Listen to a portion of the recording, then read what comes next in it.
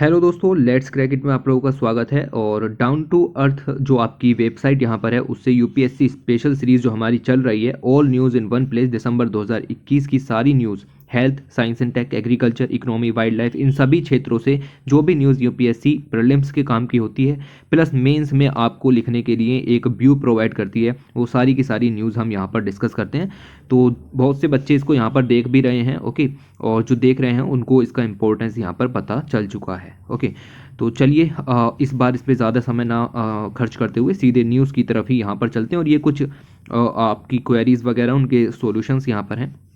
UPSC के जो aspirants हैं उनके लिए एक इम्पॉर्टेंट वेबसाइट यहाँ पर हो जाती है, क्योंकि इस तरीके के व्यू यहाँ पर प्रोवाइड कराती है जो कि आपको आंसर राइटिंग में हेल्प करते हैं, और साथ ही साथ पीटी के डायरेक्ट पॉइंट भी यहाँ से निकलते हैं, ओके। स्पेशल करंट इश्यूज़ होते हैं और बहुत सारे जो पीडीएफ कंपाइलेशन वाले होते हैं वो इन चीज़ों को इग्नोर भी कर देते हैं, क्योंकि उनका ध्यान सिर्फ द हिंदू की तरफ ही रहता है, ओके। तो इस तरीके से आप यहाँ पर देखिए कि ये सारी चीज़ें आपकी कवर होती हैं इस डाउन टू अर्थ के अंदर। पहली न्यूज़ की तरफ चलते हैं, और ये रही पहली न्यूज़। नैरोबी डिक्लेरेशन यहाँ पर साइन की गई। नैरोबी डिक्लेरेशन साइन की गई है अफ्रीका जो कंट्रीज़ हैं उनके द्वारा, और यहाँ पर जो डिजास्टर रिस्क रिडक्शन वर्क है वो बहुत तेज़ी से किया जाएगा इस डिक्लेरेशन के बाद से। एक होता है आपके पास सेंडाई फ्रेमवर्क, ओके, नाम से स्पष्ट है। सेंडाई फ्रेमवर्क आपका 2015 में साइन किया गया था, और 2030 तक के लिए ये यहाँ पर है। और इसको कहते हैं इन फुल फॉर्म अगर मैं बताऊँ आपकी इसकी, तो ये है Sendai framework for disaster risk reduction, that is SFDRR। 2015 से 2030 के लिए सेंडाई एक जगह है जापान के अंदर, वहाँ पर ये साइन हुआ था। आप देखो कि डिज़ास्टर्स के कारण जो भी डेथ यहाँ पर होती हैं उन डेथ्स को हमें रोकना है, डिज़ास्टर्स का जो भी रिस्क होता है उसको हमें रिड्यूस करना है। ये मकसद था सेंडाई फ्रेमवर्क का। इंडिया ने भी इसको देखते हुए अपने अपने प्रोग्राम लॉन्च किए हैं, और ऐसे ही प्रोग्राम्स अफ्रीका के अंदर नैरोबी डिक्लेरेशन के द्वारा सोल्व किए जाएंगे, ओके। तो अफ्रीका के मिनिस्टर्स, हेड ऑफ डेलीगेशंस के द्वारा ये यहाँ पर साइन की गई, और ये डिलीवर करती है commitments on the program of action for implementation the Sendai framework in Africa. तो अफ्रीका के अंदर सेंडाई फ्रेमवर्क और उसके रूल्स किस तरीके से, 7 ग्लोबल टारगेट हैं सेंडाई फ्रेमवर्क के अंदर, उनको अफ्रीका के अंदर किस तरीके से लागू किया जाए, उसके लिए प्रोग्राम ऑफ एक्शन यहाँ पर तैयार किया गया, और इसको नैरोबी डिक्लेरेशन का नाम यहाँ पर दिया गया है, ओके। तो ये जो आपका प्रोग्राम ऑफ एक्शन यहाँ पर तैयार किया गया है, ये बताता है कि किस तरीके से अफ्रीका जो है वो आपका सेंडाई फ्रेमवर्क को अपने कॉन्टिनेंट में लागू करेगा। Sendai framework is aimed at towards substantial reduction in disaster risk. तो डिजास्टर रिलेटेड जितने भी रिस्क हैं उनको रिड्यूस करने की बात है। जितनी भी लाइफ्स यहाँ पर लॉस होती हैं, यानी कि डेथ वगैरह हैं, उनको कम करना है। लाइवलीहुड अपॉर्चुनिटीज़ जो यहाँ पर आपकी लॉस हो जाती हैं उनको भी यहाँ पर कम करना है। हेल्थ को भी इंप्रूव करना है। Economic, physical, social, culture, environmental assets जिनका भी नुकसान होता है ड्यू टू द डिजास्टर्स, उनको भी सबको कम करना है, ओके। ये काम इसका यहाँ पर होगा। यही काम नैरोबी डिक्लेरेशन के अंदर है, यही आपका सेंडाई फ्रेमवर्क के अंदर है, और यही काम जो है वो आपका ट्यूनिस डिक्लेरेशन जो 2018 में साइन की गई थी अफ्रीका अरब प्लेटफॉर्म के द्वारा, इसका भी मकसद यही था कि डिजास्टर रिस्क रिडक्शन यहाँ पर करेंगे, ओके। ये काम भी यहाँ पर आपको याद रखना है। उसके अलावा जो इम्प्लीमेंटेशन है सेंडाई फ्रेमवर्क का is expected to contribute to UN mandated sustainable development goals. आप देखिए इसका जो टाइम पीरियड है 2015 से 2030, ये आपका सस्टेनेबल डेवलपमेंट गोल्स के ही साथ का टाइम है। वहाँ पर भी आप 2015 से 2030 का टाइम पीरियड देखेंगे। तो उम्मीद की जाती है कि अगर सेंडाई फ्रेमवर्क्स कंप्लीट होते हैं तो आपका ये जो आपका सस्टेनेबल डेवलपमेंट गोल्स हैं ये भी पूरे किए जा सकते हैं। और साथ ही साथ जो आपका अचीविंग है अफ्रीका वी वांट, ये एक टारगेट है अफ्रीका नेशंस का 2063 तक, 2060 तक हमें ऐसा अफ्रीका तैयार करना है जैसा कि हम चाहते हैं, ओके। तो ये पॉइंट आपको यहाँ पर ध्यान में रखना है। ये पूरी न्यूज़ है, कवर हो गई। ये आप देखें तो ग्रीन कलर का जो ग्राफ है, जिस पर अब मैं नीले रंग का आपको लाइन दिखा रहा हूँ, ओके, ये दिखाता है कि पूरे वर्ल्ड के अंदर किस तरीके से डेथ्स यहाँ पर होती हैं ड्यू टू डिजास्टर्स, ओके। और ऊपर जो ग्राफ यहाँ पर है रेड कलर में अगर आप यहाँ पर देखें तो ये ग्राफ सिर्फ और सिर्फ अफ्रीका का है। इसका मतलब ये है कि अफ्रीका में डिजास्टर्स के कारण जो डेथ्स हैं वो काफ़ी ज़्यादा होती हैं, इवन वर्ल्ड के लेवल से भी काफ़ी ज़्यादा, ओके। तो ये इसी के चलते यहाँ पर आप देखें नैरोबी डिक्लेरेशन साइन की गई है। उसके बाद आगे चलते हैं, और COP26 के अंदर एक नया आउटकम आपको देखने के लिए मिलेगा। बहुत सारी चीज़ें डिस्कस कर भी ली गई हैं, लेकिन एक और आउटकम आपको देखने के लिए मिलेगा। यहाँ पर आपको पता है कि ग्लासगो पैक्ट साइन किया गया और इसके अंदर 3 ड्राफ्ट रखे गए थे। पहला एक्सेप्ट नहीं किया गया, दूसरा एक्सेप्ट नहीं किया गया और द फाइनल ड्राफ्ट और तीसरा ड्राफ्ट यहाँ पर एक्सेप्ट किया गया। इसके अंदर 97 पॉइंट्स हैं। इन 97 पॉइंट में से 14 पॉइंट्स ऐसे हैं जो कि लॉस एंड डैमेज को कवर करते हैं। Loss and damage, climate change के कारण जितना भी लॉस होता है, डैमेज होता है, उनको कवर करने का काम ये 14 पॉइंट्स यहाँ पर करते हैं। तो लिखा हुआ है not an official agenda but loss and damage come back with gives hope. Okay, तो इससे क्या है, इससे हमें एक होप मिलती है कि हाँ अब सरकारें कुछ करेंगी लॉस एंड डैमेज को लेकर के। ओके, लॉस एंड डैमेज का जो प्रोविज़न है वो यहाँ पर ऐड किया गया था एज एन एजेंडा और वार्सा क्लाइमेट समिट 2013 में हुई थी। ओके, इसके अंदर लॉस एंड डैमेज को ऐड किया गया था इन climate related issues. Okay, the Warsaw international mechanism for loss and damage associated with climate change impact was set up and address in the holistic manner. तो ये भी आपको याद रखना है कि वार्सा क्लाइमेट समिट के अंदर से क्या निकल के आया, लॉस एंड डैमेज का इशू निकल करके आया। सब्सिक्वेंटली इन 2019 आप देखो सेंटियागो नेटवर्क भी यहाँ पर क्रिएट किया गया to catalyse the support for developing countries, developing countries के सपोर्ट के लिए और उनके सपोर्ट के साथ। Okay, already impacted with climate change impact, जो भी कंट्रीज क्लाइमेट चेंज के इम्पैक्ट से यहाँ पर लड़ रही हैं उनके सपोर्ट के लिए ये सब काम यहाँ पर किया गया। तो लॉस एंड डैमेज का प्रोविज़न कहाँ से आया, वार्सा क्लाइमेट समिट से निकल करके आया। उसके बाद एलिफेंट्स की डेथ यहाँ पर कंटिन्यू है। कैग की रिपोर्ट आई और ये एक बड़ी रिपोर्ट है, इसलिए इसको थोड़ा सा हमें देखना पड़ेगा, ज़्यादा डिटेल में नहीं जाएंगे। इन्होंने बताया कि फॉरेस्ट डिपार्टमेंट अच्छा काम नहीं कर रहा है और रेलवे भी अच्छा काम यहाँ पर नहीं कर रहा है। आप देखिए, इन्होंने बताया कि 61 एलिफेंट्स की डेथ हुई है रेल कोलिजन्स के कारण ओनली। ओके, 2016 से 2019 के बीच। ओके, और इन्होंने कहा कि क्योंकि आपने नॉर्म्स का कंप्लायंस नहीं किया, मतलब आपने नॉर्म्स को यहाँ पर नहीं माना, इसकी वजह से ये डेथ्स आपको देखने को मिली। देखिए, जो चीज़ गिनी जा सकती है उसकी कदर की जाती है। ओके, एलिफेंट्स की संख्या काउंट की जा सकती है। ओके, और इसीलिए एक एक एलिफेंट जब भी मरता है तो दुख यहाँ पर आपको पहुँचना बनता है। ओके, तो ये चीज़ आप ध्यान में रखो कि 61 एलिफेंट्स और कैग की ये पूरी रिपोर्ट, यहाँ से कुछ इंपॉर्टेंट पॉइंट्स निकल करके आते हैं। इन्होंने बताया कि रेलवे कोलिजन के कारण जो एलिफेंट मरते हैं वो सेकंड लार्जेस्ट रीज़न है। पहला रीज़न क्या है, पहला रीज़न है आपका इलेक्ट्रोक्यूजन, अननेचुरल डेथ की वजह से। ओके, तो अननेचुरल डेथ जो होती है एलिफेंट्स की, सबसे बड़ा रीज़न है इलेक्ट्रोक्यूजन, बिजली के जो तार हैं उनसे यहाँ पर हो जाती है डेथ। और दूसरा रीज़न है रेलवे कोलिजन। इन्होंने बताया कि जो पासेस हैं जो कि रेलवे को क्रॉस करते हैं एलिफेंट पासेस, वहाँ पर जो नॉर्म्स होने चाहिए वो ढंग से नहीं है। इन और साथ में रेलवे और फॉरेस्ट डिपार्टमेंट दोनों ने ये स्वीकार किया है कि जितने भी वल्नरेबल लोकेशंस हैं जहाँ से एलिफेंट पासेस होकर के गुजरते हैं वहाँ पर ट्रेन की स्पीड 50 किलोमीटर पर आवर्स होनी चाहिए। लेकिन कैग ने जब रिपोर्ट यहाँ पर फाइंड की, उन्होंने 77 एलिफेंट पासेस को यहाँ पर एग्जामिन किया और पता चला कि सिर्फ 37 पासेस ऐसे हैं जहाँ पर 50 किलोमीटर पर घंटा या उससे कम की स्पीड अलाउ की गई है। ओके, 18 पासेज ऐसे हैं जहाँ पर सिर्फ नाइट में ही ये चीज़ लागू की गई है, दिन में यहाँ पर ये चीज़ लागू नहीं की गई है। ओके, एक पासेज ऐसा है जहाँ पर 60 किलोमीटर पर आवर की स्पीड जो है वो इम्पोज की गई है। कुछ पासेज ऐसे हैं जहाँ पर आप देखो कि अभी ओवर पासेज का निर्माण हो रहा है तो कोई स्पीड की रेस्ट्रिक्शंस नहीं है। कुछ ऐसे हैं जहाँ पर आप देखें कि 50 किलोमीटर स्पीड रेस्ट्रिक्शंस तो नहीं है, लेकिन वहाँ पर लॉन्ग विलो विसल का प्रोविज़न है। मतलब आपको जब दिखे कि एलिफेंट्स क्रॉस कर रहे हैं तो आप एक बहुत लंबी जो हॉर्न यहाँ पर दीजिए। ओके, शार्प लुक आउट का प्रोविज़न यहाँ पर है, या फिर स्टॉप डेड इफ रिक्वायर्ड का भी ऑप्शन यहाँ पर है। तो उन्होंने 50 किलोमीटर पर आवर की कोई स्पीड यहाँ पर नहीं मापी हुई है। 13 एलिफेंट पासेज ऐसे हैं जहाँ पर कोई भी स्पीड रेस्ट्रिक्शंस नहीं है और कोजन एडवाइस भी यहाँ पर नहीं है, और इसकी वजह से आप देखो कि 61 एलिफेंट की डेथ यहाँ पर हुई। ओके, तो ये आपको कैग की रिपोर्ट के हिसाब से इतना पता होना चाहिए। उसके बाद पार्लियामेंट के अंदर विंटर सेशन यहाँ पर शुरू हुआ। इसमें सिर्फ मैं आपको एक ही दिन की न्यूज़ यहाँ पर पढ़ा रहा हूँ, कोई बड़ी बड़ी बातें नहीं है, अलग अलग मंत्रियों ने अलग अलग चीज़ें बोली तो उसमें हमें ज़्यादा नहीं घुसना होता। ओके, यहाँ पर कुछ प्रोविजंस निकल के आए लाइक फूड वेस्टेज के ऊपर। तो पता चला कि each Indian house hold on an average अगर मैं बात करूँ तो फूड वेस्ट जनरेट करता है at a rate of 50 kilogram per capita per year. एक साल में 50 किलोग्राम फूड वेस्ट जनरेट होता है एक बंदे का, एक आदमी का। Okay, 50 kilogram food waste generate होता है। ओके, तो ये चीज़ भी आपको यहाँ पर पता होनी चाहिए। फिर स्टैंडर्ड चिल्ड्रंस के ऊपर डाटा निकल करके आया, यानी कि height for age standard childrens को कहते हैं। Standard among Indian childrens under 5 years of age ये रिड्यूस किया गया है टू 35.5%, और ये इससे पहले था 38.4%। जो आपके चिल्ड्रंस थे वो यहाँ पर स्टंटेड थे 5th edition of national family health survey का यहाँ पर रिलीज़ किया गया और उसके हिसाब से ये बात यहाँ पर कही गई कि स्टंटेड जो है चिल्ड्रंस की संख्या यहाँ पर कम हुई है। ओके, फास्टिंग की प्रॉब्लम पहले से ही इंडिया में कम है। ट्राइबल पॉपुलेशन के ऊपर भी यहाँ पर जो है वो डाटा दिया गया, कहा गया कि the population of scheduled tribes in India has increased by about 24%। अगर हम 2001 की सेंसस के हिसाब से देखें, ये बात भी आप देखो कि ट्राइबल अफेयर मिनिस्टर के द्वारा राज्यसभा में बोली गई। This is just a general idea कि मैं आपको बता रहा हूँ कि इस तरीके की चीज़ें यहाँ पर चल रही हैं। बाकी हम आगे, जैसे 1 दिसंबर लिखा हुआ है, तो आगे की चीज़ें हम यहाँ पर नहीं जानेंगे। ओके, कुछ बड़ा हुआ होगा तो ही यहाँ पर जानेंगे।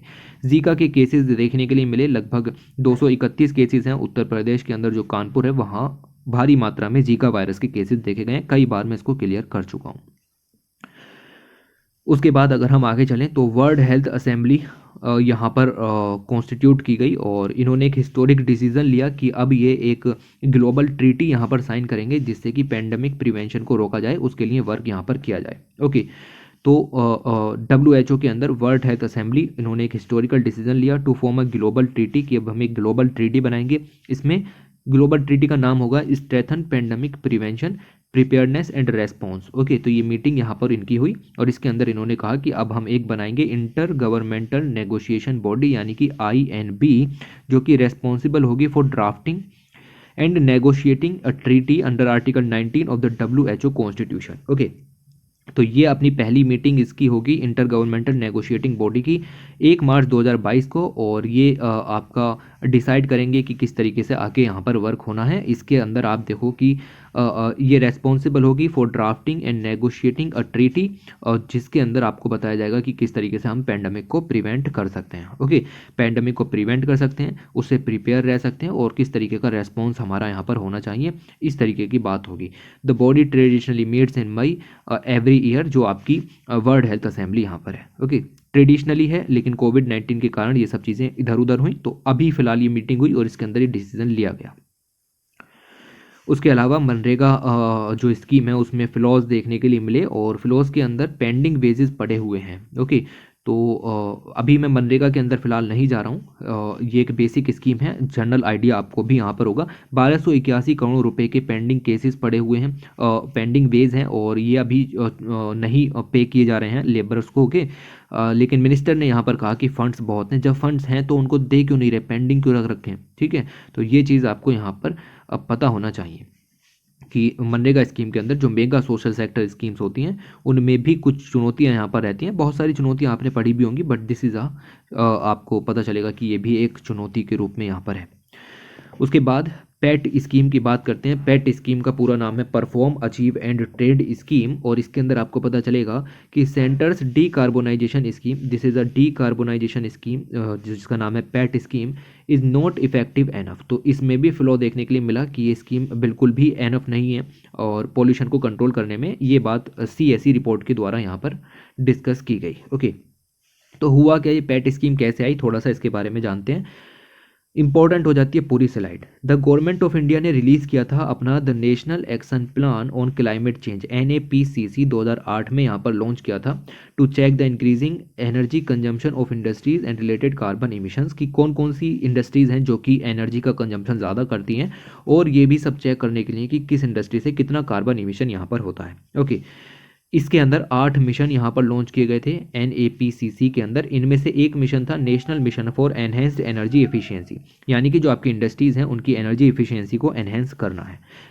Union ministry of power and bureau of energy efficiency was entrusted with the task of preparing the implementation plan of this scheme. Okay, तो national mission for enhanced energy efficiency को जो लागू करने का काम है वो दिया गया union minister of power and bureau of energy efficiency को, और इन्होंने लॉन्च की PAT scheme, that is perform achieve and trade scheme. Okay, ये एक आपका कॉम्पिटिटिव मैकेनिज्म है, याद रखना इस चीज़ को। Under this scheme national mission for enhanced energy efficiency के अंदर, जिससे कि जो एनर्जी यूज़ है लार्ज इंडस्ट्रीज़ के अंदर उसको रिड्यूस किया जा सके, मतलब कम से कम एनर्जी यूज़ करो, आउटपुट ज़्यादा से ज़्यादा आप निकालो। ओके, तो गवर्नमेंट ने ऐसी बहुत सारी इंडस्ट्रीज शॉर्टलाइट्स की और उन पर रेस्ट्रिक्शन लगाई कि आप इससे ज़्यादा एनर्जी का यूज़ नहीं करोगे।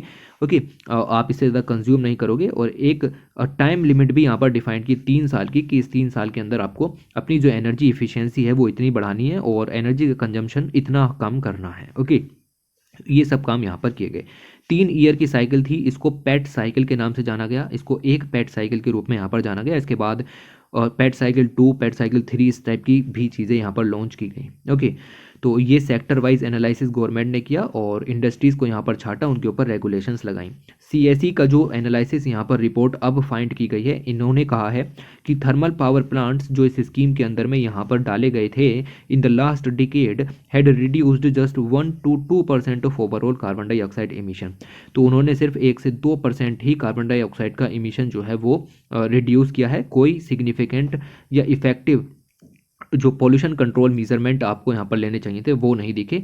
जो आपकी इंडस्ट्रीज थी उनका डीकार्बोनाइजेशन आप इफेक्टिव तरीके से नहीं कर पाए। ओके, ये चीज़ें सामने आई।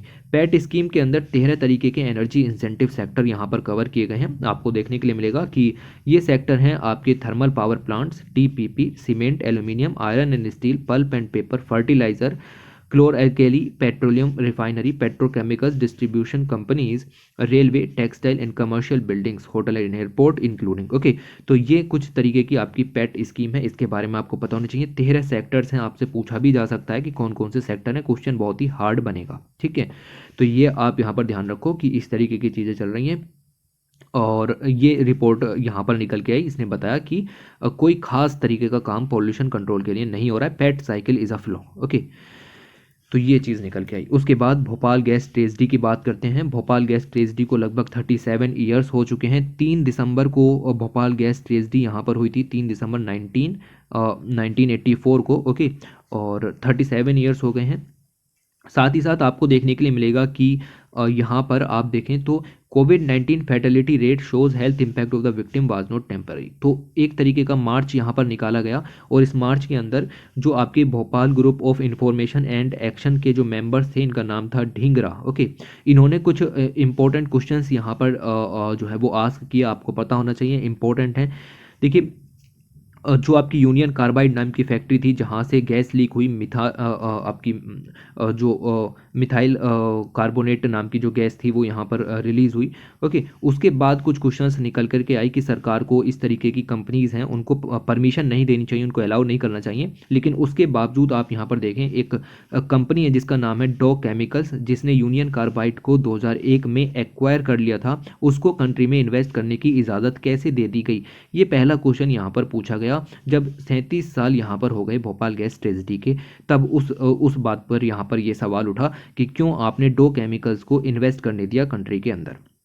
दूसरा क्वेश्चन पूछा गया Indian council of medical research से कि उन्होंने जो आपके सर्वाइवर्स हैं जो कि इस भोपाल गैस ट्रेजेडी में अफेक्टेड हुए, उनके डाटा को सप्रेस करने का काम यहाँ पर किया गया बाय आईसीएमआर। ये क्वेश्चन उठा आईसीएमआर के ऊपर। इन्होंने कहा कि why has not specific information regarding the birth defect जो कि चिल्ड्रंस यहाँ पर झेल रहे हैं to victims been made public. तो उसको पब्लिकली क्यों नहीं यहाँ पर अपलोड किया गया, पब्लिकली क्यों नहीं डाला गया? उन सारी रिपोर्ट्स को आपको पब्लिकली डालना चाहिए था, जितनी भी मेडिकल से रिलेटेड रिपोर्ट्स थी। ओके, अगला क्वेश्चन यहाँ पर उठाया गया कि why is there still no treatment protocol for this victim. इन विक्टिम्स के लिए अभी भी कोई भी ट्रीटमेंट प्रोटोकॉल्स यहाँ पर क्यों नहीं लॉन्च किए गए हैं? एक और क्वेश्चन यहाँ पर उठा कि several crores were allocated by the union ministry of chemical and fertiliser in 2010 for providing employment, social security and medical funding to the victims. Why are they still lying unused? Okay, तो यहाँ पर जो करोड़ रुपए यहाँ पर फंड के रूप में आए थे, वो सारे के सारे अभी तक यूज़ क्यों नहीं किए गए? कुछ क्वेश्चंस यहाँ पर उठे, इंपॉर्टेंट हो जाते हैं, आपको याद नहीं रखने, आपको समझना है कि प्रॉब्लम्स क्या क्या चल रही हैं। जब मुद्दे आते हैं आपके केमिकल सिक्योरिटी वगैरह से रिलेटेड या फिर इंडस्ट्रियल सिक्योरिटी वगैरह से रिलेटेड, तो ये चीज़ें आपको इथिक्स में भी काम में आने वाली हैं। उसके बाद आगे चलते हैं और यहाँ पर जो पेप्सिको को इंटेलेक्चुअल प्रॉपर्टी राइट्स दे दिए गए थे पोटैटो वैरायटी के ऊपर, उनको रिवोक कर लिया गया है। इसको रिवोक किया गया by protection of plant variety and farmers right authority के द्वारा। ओके, ये अथॉरिटी है, इसने आईपीआर दिया था पेप्सिको को और इन्होंने इसको रिवोक कर दिया है। और इसके लिए आपका जो फार्मर्स है उनके सीड राइट्स की यहाँ पर हिस्टोरिक विन यहाँ पर हुई है। ओके, तो इसके अंदर देखें तो एक PVP था, यानी कि प्लांट वैरायटी प्रोटेक्शन सर्टिफिकेट था, जो कि पेप्सिको इंडिया होल्डिंग्स लिमिटेड को यहाँ पर दिया गया था पोटैटो वैरायटी के लिए। ओके, तो ये है आपका कि पेप्सिको को इंटेलेक्चुअल प्रॉपर्टी राइट्स ग्रांट कर दिए गए थे पोटैटो वैरायटी के लिए 2016 फरवरी में। अब उनको वापस यहाँ पर ले लिया गया है, अब इसके पास कोई भी इसके राइट्स नहीं रहे हैं पोटैटो वैरायटी के। ओके, तो दिया क्यों गया था अभी ये इंपॉर्टेंट नहीं, क्यों रिवोक किया गया ये इंपॉर्टेंट है। तो मल्टीपल ग्राउंड्स के बेस पर ये इसको रिवोक किया गया है। पहला जो ग्राउंड है वो यहाँ पर बताया जा रहा है by protection of plant varieties and farmer rights authorities के द्वारा। इन्होंने कहा है कि जो इन्फॉर्मेशन हमें 2016 में प्रोवाइड की गई थी वो इन्फॉर्मेशन इनकरेक्ट थी, हमने इनकरेक्ट इन्फॉर्मेशन के बेसिस पर सर्टिफिकेट यहाँ पर इशू कर दिया था, रजिस्ट्रेशन कर लिया था, ये हमारी गलती थी। ठीक है, दूसरा यहाँ पर पॉइंट बताया जा रहा है कि the certificate had been granted to a person not eligible for protection. तो हमने पेप्सिको को जो यहाँ पर IPR प्रोवाइड किए वो गलत तरीके से प्रोवाइड किए, ये बात भी यहाँ पर एक्सेप्ट की गई। सेक्शन 34B जो आपका IPR रूल्स के अंदर में सब चीज़ें आती हैं उसके हिसाब से ऐसा नहीं होना चाहिए था। The breeder did not provide the registrar with such information documents और materials as required for the registration. तो IPR के रजिस्ट्रेशन के लिए जिस जिस तरीके के डॉक्यूमेंट्स की ज़रूरत होती है ऐसे डॉक्यूमेंट्स भी उस समय पर प्रेजेंट नहीं थे, उसके बावजूद भी IPR ग्रांटेड कर दिए गए पेप्सिको को, जबकि ये सब जो राइट्स हैं वो फार्मर्स के होने चाहिए थे। Okay, the grant of the certificate of registration was not in public interest. तो जो रजिस्ट्रेशन को ग्रांटिंग यहाँ पर दी गई, सर्टिफिकेट दिया गया, वो पब्लिक इंटरेस्ट में बिल्कुल भी नहीं था। इससे जो फार्मर्स के सीड राइट्स थे उनका भी हनन यहाँ पर हुआ। ओके, तो जजमेंट ये जो आया है ये आया है against PepsiCo potato variety. Okay, और अब ये जो फार्मर्स के राइट्स हैं वो यहाँ पर सेफ गार्ड करने के ऊपर ये इंपॉर्टेंट जजमेंट लॉन्च किया गया। ओके, तो ऐसा सब छोटा छोटा पॉइंट यहाँ पर ध्यान में रखो। और यहाँ पर जो फिर एक्टिविस्ट ग्रुप्स हैं उन्होंने भी ये कहा कि कंपनीज को ये नहीं सोचना चाहिए, कंपनी शुड नॉट थिंक कि उनको लिबर्टी, उनको स्वतंत्रता है कि वो फार्मर्स को हरास कर सकते हैं। हम देख रहे हैं और हम ऐसे जो भी गलत काम होंगे उनको डिसअलाउ करेंगे। Okay, for us any intimidation and harassment of farmers, ये पब्लिक इंटरेस्ट का मैटर हो जाता है क्लियरली। ओके, तो ये कहा कि फार्मर्स के राइट किसी भी तरीके से वायलेट नहीं होने चाहिए और सभी अथॉरिटीज़ को ऐसे मेजर्स लेने चाहिए, और स्पेशली इस अथॉरिटी को जिसका नाम यहाँ पर आपको पता है PPVNFR अथॉरिटी। ओके, तो इस अथॉरिटी को भी यहाँ पर जो आप देखो कि सभी मेजर्स काउंट करने चाहिए जब आप किसी भी कंपनी को इस तरीके के IPR प्रोवाइड करा रहे हैं कि कहीं किसी फार्मर का या फिर फार्मर कम्युनिटी के राइट्स का वायलेशन तो नहीं हो रहा है। उसके बाद अगर हम बात करें तो सरकार की प्रायोरिटी बनती है कि वो खरीफ है, रबी की फसल है या फिर कोई भी है जिसके लिए MSP वगैरह लॉन्च किए हुए हैं उसका प्रोक्योरमेंट यहाँ पर करें through the food corporation of India. और ऐसा ही अगर आप यहाँ पर देखें तो 2 महीने हो गए हैं प्रोक्योरमेंट सीजन को और अभी भी 83% of paddy lifted from Punjab and Haryana only. Okay, तो अभी भी सिर्फ काम पंजाब और हरियाणा में चल रहा है और वहाँ पर भी 83% ही प्रोक्योरमेंट यहाँ पर हुआ है। तो there are at least 9 states where procurement is zero, जहाँ पर प्रोक्योरमेंट अभी बिल्कुल भी नहीं हुआ है या फिर बहुत ही कम हुआ है, हालांकि 2 महीने हो गए हैं खरीफ की फसल को। छोटी सी न्यूज़ थी। उसके अलावा आगे चलें तो world's most extreme inequality increased in India, और ये रिपोर्ट यहाँ पर आई जिसका नाम है वर्ल्ड इनइक्वालिटी रिपोर्ट 2022, और ये रिपोर्ट रिलीज़ की गई बाय वर्ल्ड इनइक्वालिटी लैब के द्वारा जो कि एक ग्लोबल रिसर्च इनिशिएटिव है। ओके, तो वर्ल्ड इनइक्वालिटी रिपोर्ट 2020 के हिसाब से देखें तो दुनिया भर में जो एक्सट्रीम इनइक्वालिटी है वो इंक्रीज़ हुई है।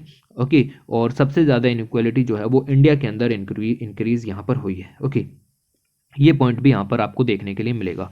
Governments poorer than private individuals, even private individual से भी गरीब तरीके की गवर्नमेंट आपको यहाँ पर देखने के लिए मिल जाएंगी।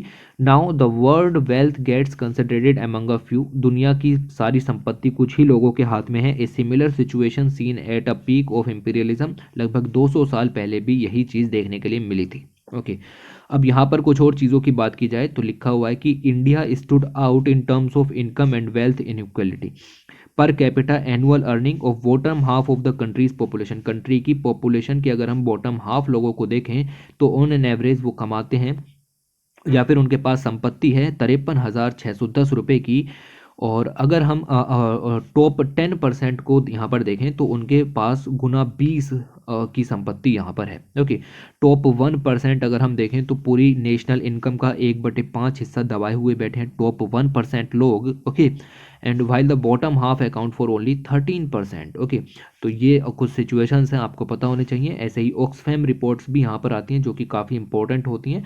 पॉलिटी सेक्शन में भी लॉन्च कर सकते हैं, इथिक्स में भी आप इसको लॉन्च कर सकते हैं, और इकोनॉमिक सेक्शन में भी आप इसको लॉन्च कर सकते हैं। तो ये डाटा आपको पता होना चाहिए।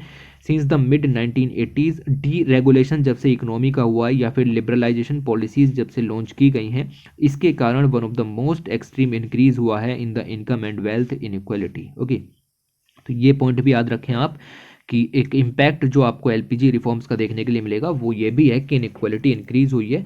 Observed in the world India stand out as a poor and very unequal country. और ये आपको पता होना चाहिए कि इंडिया भी यहाँ पर वेरी अनइक्वल कंट्री और वेरी पुअर कंट्री के रूप में उभर करके आया है विद एफ्लुएंट एलाइट्स। ओके, टॉप 1% लोग हैं जिनके पास 1/5 ऑफ नेशनल इनकम यानी कि टोटल 20% संपत्ति उनके पास कंसंट्रेटेड है। कुछ डाटा आपको पता होना चाहिए था। साइक्लोन जवाद यहाँ पर आया और उड़ीसा को यहाँ पर अफेक्ट करना था, साथ ही वेस्ट बंगाल को भी अफेक्ट करना था। इतना भारी जो है वो यहाँ पर नहीं था ये। ओके, और देखने के लिए मिलेगा कि इसकी जो गति थी वो भी इतनी ज़्यादा नहीं थी, एकदम मतलब वीक हो गया था। ओके, तो ये आपका वीक होने के बावजूद आप देखें कि बहुत सारी जगह पर जो डाइक्स यहाँ पर लगाए गए थे वो अपने आप भी गिर गए। मतलब अगर समझो कि तेज यहाँ पर साइक्लोन आता, साइक्लोन की स्पीड ज़्यादा होती तो क्या तबाही होती, जबकि एक हल्का साइक्लोन ही इतना सब नुकसान यहाँ पर कर गया। ओके, वीक डाइक फ्लड्स ये बह गए, डाइक्स बह गए इन मौसनी। ठीक है, ये एक आपको मिलेगा कि जगह है वेस्ट बंगाल के अंदर। डेस्पाइट साइक्लोन जवेद फ्रीजलिंग आउट 5,000 लोग फिर भी अफेक्ट हुए। ऑलराइट, तो सम 5,000 जो आपके लोग हैं वो यहाँ पर शिफ्ट किए गए सुंदरबन इलाके में। और ये एक आइलैंड है जिसका नाम है मौसुनी आइलैंड। आपको इसके बारे में पता होना चाहिए। इमेज भी यहाँ पर साफ साफ है वेस्ट बंगाल की। 3 आइलैंड्स दिखाए गए हैं यहाँ पर, एक है आपका घोरामारा, ओके, एक है आपका मौसुनी और एक है आपका गंगा सागर। तीनों की लोकेशन आपको याद हो जानी चाहिए। ये जो आइलैंड है ये लोकेटेड है ऑन द वेस्टर्न फ्रिंज, जो इंडिया का पोर्शन है सुंदरबन का वेस्ट बंगाल के अंदर। ओके, उसका आपका वेस्टर्न पॉइंट जो है वो आपका मौसुनी आइलैंड में पड़ता है।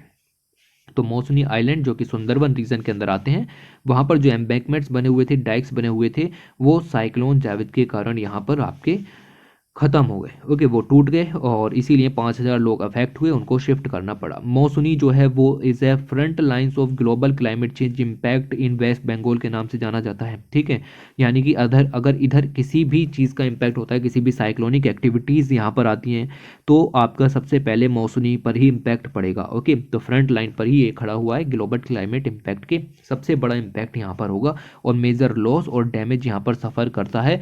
2 साल में लगभग 4 बार ऐसा इसने झेला है। ओके, तो आप देखो कि इधर ही है। ऐसा ही आपका गंगा सागर भी होगा जो कि फ्रंट लाइन पर होगा। उसके बाद बात करते हैं आगे, और यहाँ पर आपको मिलेगा कि ढिंकिया स्टील प्लांट। ओके, ये स्टील प्लांट यहाँ पर लगना है और उड़ीसा के अंदर, लेकिन जो उड़ीसा के आपके लोग हैं वो इसको अपोज कर रहे हैं। उसके पीछे कुछ रीज़न है। Villagers block entry points with bamboo, bamboo लगा करके इन्होंने एंट्री पॉइंट्स को बंद कर दिया है कि यहाँ पर किसी तरीके का कोई भी प्रोजेक्ट नहीं लगेगा। जिंदल स्टील वर्क्स लिमिटेड इस साइट पर एक स्टील प्लांट लगाने की बात कर रही है। तो उड़ीसा के अंदर जो जगत सिंहपुर डिस्ट्रिक्ट है वहाँ के लोगों ने बैरिकेड लगा दिए कि आप यहाँ पर एंट्री नहीं कर सकते इन द ढिंकिया विलेज।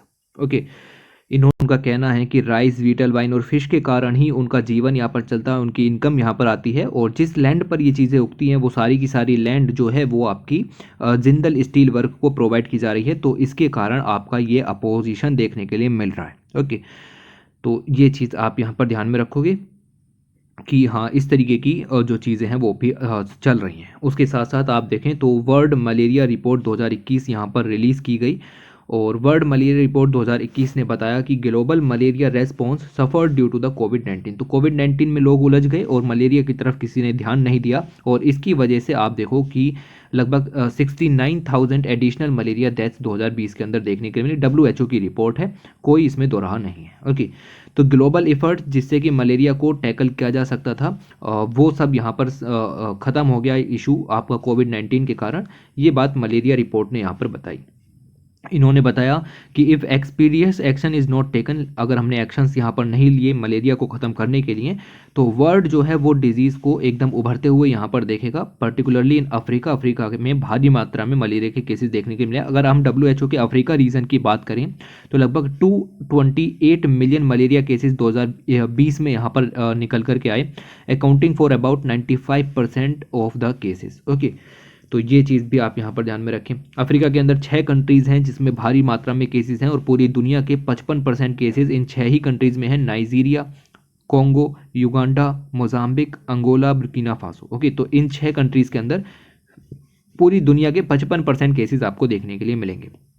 लिखा हुआ है कि अगर हम WHO के साउथ ईस्ट एशिया रीजन को देखें जिसमें इंडिया भी लाई करता है, तो जितने भी केसेस हैं उनमें से 83% केसेस इंडिया के अंदर में थे। ओके, श्रीलंका को मलेरिया फ्री कर दिया गया 2016 में, इंडिया अभी मलेरिया फ्री नहीं है, अभी तो 83% केसेस हैं, कम से कम 10 साल का गैप अभी है। ओके, और यहाँ पर जो है वो श्रीलंका मलेरिया फ्री ही रहेगा। WHO ने अपनी जो WHO global training technical strategy for malaria 2016 से 2030 तक की थी, उसको भी यहाँ पर अपडेट किया है। और इन्होंने जो ग्लोबल मलेरिया रेस्पॉन्स के द्वारा सीखे गए कुछ लेसन्स हैं जो कि आपने सीखे 2016 से लेकर के 2020 तक, उनको अपनी global technical strategy for malaria के अंदर इंक्लूड किया है कि हाँ भाई ये चीज़ें भी हो सकती हैं। इन्होंने ये बात ऐड की कि किस तरीके से हम जो लोकल सेटिंग के ज़रिए या फिर आप देखो कि हार्नेसिंग इनोवेशन के ज़रिए स्ट्रेथिंग कर सकते हैं हेल्थ सिस्टम को। ये बात इन्होंने यहाँ पर जो है वो अपडेट की अपने WHO global technical strategy for malaria 2016 से 13। ये आपको मदद करेगा लिखने के लिए एस्से राइटिंग में। उसके अलावा आपको लाइक करना है, शेयर करना है, सब्सक्राइब करना है, और ये काफ़ी ज़्यादा ज़रूरी होता है। ये रिपोर्ट रिलीज़ की गई, very very important, global migration report 2022 यहाँ पर रिलीज़ की गई। और इस रिपोर्ट के अंदर जो डाटा लिया गया है वो डाटा 2020 का है। लिखा हुआ है कि पहले होता था कि कन्फ्लिक्ट्स के कारण ज़्यादा मात्रा में डिस्प्लेसमेंट होता था, लेकिन अब जो है वो क्लाइमेट डिजास्टर्स के कारण डिस्प्लेसमेंट ज़्यादा होता है। ओके, तो ये जो हिस्टोरिकल ट्रेंड था ये रिवर्स हो चुका है और पूरी दुनिया की बात यहाँ पर चल रही है। और सबसे ज़्यादा जो डिस्प्लेसमेंट है अब क्लाइमेट चेंज के कारण होता है, ना कि कन्फ्लिक्ट्स के कारण। ओके, तो ये बात वर्ल्ड माइग्रेशन रिपोर्ट 2022 के द्वारा रिलीज़ की गई, जो कि हर 2 साल के बाद पब्लिश होती है by international organisation for migration के द्वारा, जो कि यूनाइटेड नेशंस की बॉडी है। और 2020 का डाटा पब्लिश किया गया है। ओके, इन्होंने बताया कि 145 कंट्रीज़ और टेरिटरीज़ की बात करें तो लगभग 30 मिलियन नए डिस्प्लेसमेंट यहाँ पर हुए। डाटा याद रखने की ज़रूरत नहीं है, अभी और अच्छी चीज़ें आपको देखने के लिए मिलेंगी। इन्होंने लिखा है कि सबसे ज़्यादा जो डिस्प्लेसमेंट हुए हैं वो क्लाइमेट रिलेटेड इवेंट्स के कारण हुए हैं, और उसमें जो स्टॉर्म्स यहाँ पर आए हैं जो कि क्लाइमेट इवेंट्स ही हैं। ओके, उनमें उन्होंने लगभग 14.6 मिलियन डिस्प्लेसमेंट किए हैं। ऐसे ही फ्लड्स हैं जिन्होंने 14.1 मिलियन यहाँ पर किए हैं। एक्सट्रीम टेम्परेचर के कारण भी 46,000 पीपल्स डिस्प्लेस हुए हैं, और ड्रॉट्स के कारण भी आप देखें तो 32,000 लोग जो हैं वो डिस्प्लेस हुए हैं। Okay, current flagship report on global migration इस चीज़ को फोकस में लाती है कि किस तरीके से डिस्प्लेसमेंट एंड माइग्रेशन जो क्लाइमेट चेंज के कारण यहाँ पर हो रहा है, लाइक एक्सट्रीम डिजास्टर्स और वेदर इवेंट्स के कारण, इस चीज़ को यहाँ पर फोकस में लाए हैं। तो क्लाइमेट चेंज का एक आउटकम डिस्प्लेसमेंट और माइग्रेशन भी बनता है, जिसको एनवायरमेंटल माइग्रेशन कहते हैं या फिर एनवायरमेंटल डिस्प्लेसमेंट कहते हैं। ओके, अगर हम बात करें फिलीपींस की, फिलीपींस ने एक्सपीरियंस किया the highest absolute number of new disaster displacement. याद रखना इस चीज़ को कि सबसे ज़्यादा डिजास्टर डिस्प्लेसमेंट कहाँ पर हुए हैं, तो ये फिलीपींस के अंदर हुए हैं 2020 में लगभग 5 मिलियन के करीब। Okay, according to the world migration report 2022। Asia में सबसे ज़्यादा डिस्प्लेसमेंट हुए हैं अगर हम कॉन्टिनेंटल वाइज बात करें, और चाइना ने भी रिपोर्ट किए हैं लगभग 5 मिलियन नए disaster displacement by the end of 2020। India report लगभग 4 मिलियन नए displacement due to the disasters. इन चीज़ों को भी आप यहाँ पर याद रखेंगे, जो भी क्लाइमेट रिलेटेड डिजास्टर्स थे उसके कारण इंडिया में 4 मिलियन नए डिस्प्लेसमेंट हुए हैं। अब किसी सिटी में अगर आप देखो फ्लड्स आई हैं तो वहाँ से डिस्प्लेसमेंट होगा नहीं होगा, ये चीज़ें। इसी तरीके की और भी यहाँ पर आप देखो कि वर्ल्ड माइग्रेशन रिपोर्ट 2022 से रिलेटेड डाटा, जो कि 2020 का डाटा है, ये भी कुछ और चीज़ें निकल करके आती हैं, काफ़ी इंपॉर्टेंट हो जाती है क्योंकि ये रिपोर्ट। और कोविड-19 इम्पैक्टेड ग्लोबल माइग्रेशन ट्रेंड इन 2020, ऑब्वियस सी बात है, कोविड-19 तो करेगा ही करेगा। और इसके अंदर आप देखो कि माइग्रेशन को आपका जो व्यू है उसको यहाँ पर बड़ा कर दिया गया है। इकोनॉमिक, ज्योग्राफिकल, डेमोग्राफिक और हर एक फैक्टर को इसके अंदर इंक्लूड किया गया है ताकि माइग्रेशन के डिफरेंट डिफरेंट जो पैटर्न है वो यहाँ पर ऑब्जर्व किए जा सके। यानी कि माइग्रेशन कॉरिडोर जो कि डेवलप हुए हैं नए कुछ सालों के अंदर, उनको भी रिपोर्ट के अंदर इंक्लूड किया गया है। 2020 में देखें तो the largest number of migrants move to USA. याद रखना पॉइंट को कि सबसे ज़्यादा जो माइग्रेंट्स गए हैं वो यूएसए के अंदर गए हैं। इसके बाद जर्मनी, सऊदी अरबिया यहाँ पर है। इंडिया ने टॉप की है list of countries from where people migrate out. तो सबसे ज़्यादा लोग जो बाहर गए हैं किसी देश से वो इंडिया के हैं, ठीक है, याद रखना इस पॉइंट को। और सबसे ज़्यादा जहाँ गए हैं वो है आपका USA.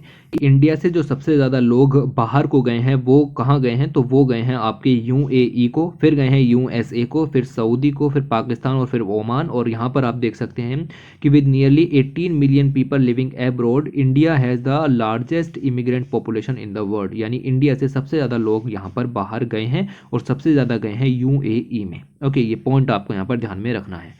The highest number of refugees जो यहाँ पर मूव हुए हैं वो हुए हैं सीरिया से, जो कि Syria the fifth biggest source country. Okay, 5वें नंबर का कंट्री है रेफ्यूजीज के मामले में, सबसे ज़्यादा नंबर जो रेफ्यूजीज के हैं वो सीरिया से ही यहाँ पर आए हैं। Okay, most of the displacement happens through the Mexico US migration axis. मतलब आप ट्रेंड समझो कि किस किस वजह से यहाँ पर आप देख सकते हैं कि डिस्प्लेसमेंट हुआ है। तो मैक्सिको यूएस जो माइग्रेशन एक्सिस है उसके कारण भी हुआ है, साथ ही साथ Syrian Arab Republic Turkey corridor के द्वारा भी यहाँ पर हुआ है। ओके, उसके अलावा 3.5 मिलियन पीपल हो, और टर्की के पास सबसे ज़्यादा नंबर ऑफ होस्टेजेस हैं, यानी रिफ्यूज़ होस्टेजेस कह रहा हूँ, रिफ्यूज़ यहाँ पर हैं 2020 में रहे। और मतलब जो ये आपके देखो कि रिफ्यूज़ी सीरिया वगैरह को छोड़ करके गए तो वो कहाँ गए, वो टर्की में गए। ओके, ये पॉइंट भी याद रखें।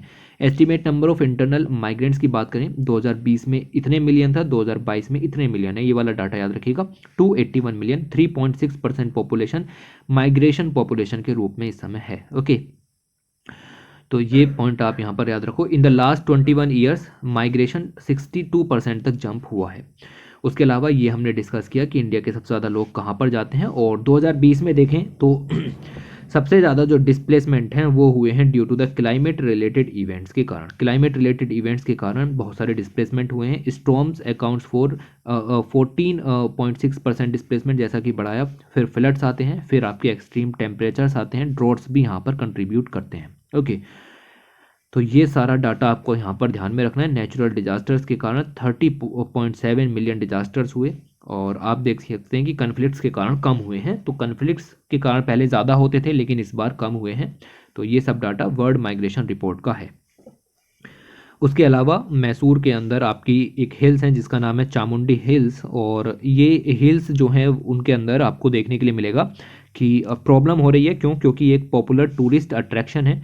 और इस टूरिस्ट अट्रैक्शन में there have been 4 major landslides, 4 बड़ी जो लैंडस्लाइड्स यहाँ पर आ चुकी हैं 2019 से। और एनवायरमेंटलिस्ट ब्लेम करते हैं कि जो आपका इनडिस्क्रिमिनेट कंस्ट्रक्शन हो रहा है because of tourist attraction, hotels वगैरह बन रहे हैं एट द टॉप ऑफ हिल, उसके कारण ये लैंडस्लाइड्स यहाँ पर आ रहे हैं। तो इनको रोकना पड़ेगा वरना दिस चामुंडी हिल्स जो हैं वो पूरी तरीके से ख़त्म हो जाएंगी लैंडस्लाइड्स के कारण। ओके, तो ये भी आपको याद रखना है। उसके बाद बात करते हैं ओमिक्रॉन की। ओमिक्रॉन साउथ अफ्रीका से यहाँ पर फैला। ओके, और सदर्न अफ्रीका की बहुत सारी जो कंट्रीज़ हैं उनमें से एक कंट्री है जिसका नाम है मलावी। और ये मलावी आपको पता है एक लैंड लॉक्ड कंट्री है। और लैंड लॉक्ड कंट्री है, 3 देशों से घिरी हुई है जिसका नाम है मोजाम्बिक, जाम्बिया और तंजानिया। और इन्होंने कहा है, मलावी ने कहा है, अपना जो यूएसए वगैरह हैं या फिर और वेस्टर्न कंट्रीज़ हैं उनको कहा है कि ये कंट्रीज़ एफ्रोफोबिक है। एफ्रोफोबिक मतलब ये अफ्रीका से डरती हैं, ये अफ्रीका से डरती हैं, इस तरीके की जो बात यहाँ पर निकल के आई। इन्होंने कहा कि क्योंकि यूएसए वगैरह उन्होंने बैन लगा दिया कि अफ्रीका से कोई भी यात्री जो है वो नहीं आएगा, तो इसीलिए एक बात कही गई कि ये एफ्रोफोबिया यहाँ पर है। ओके, तो ये सब चीज़ें यहाँ पर चलती रहती हैं, आपको मलावी की लोकेशन पता होनी चाहिए।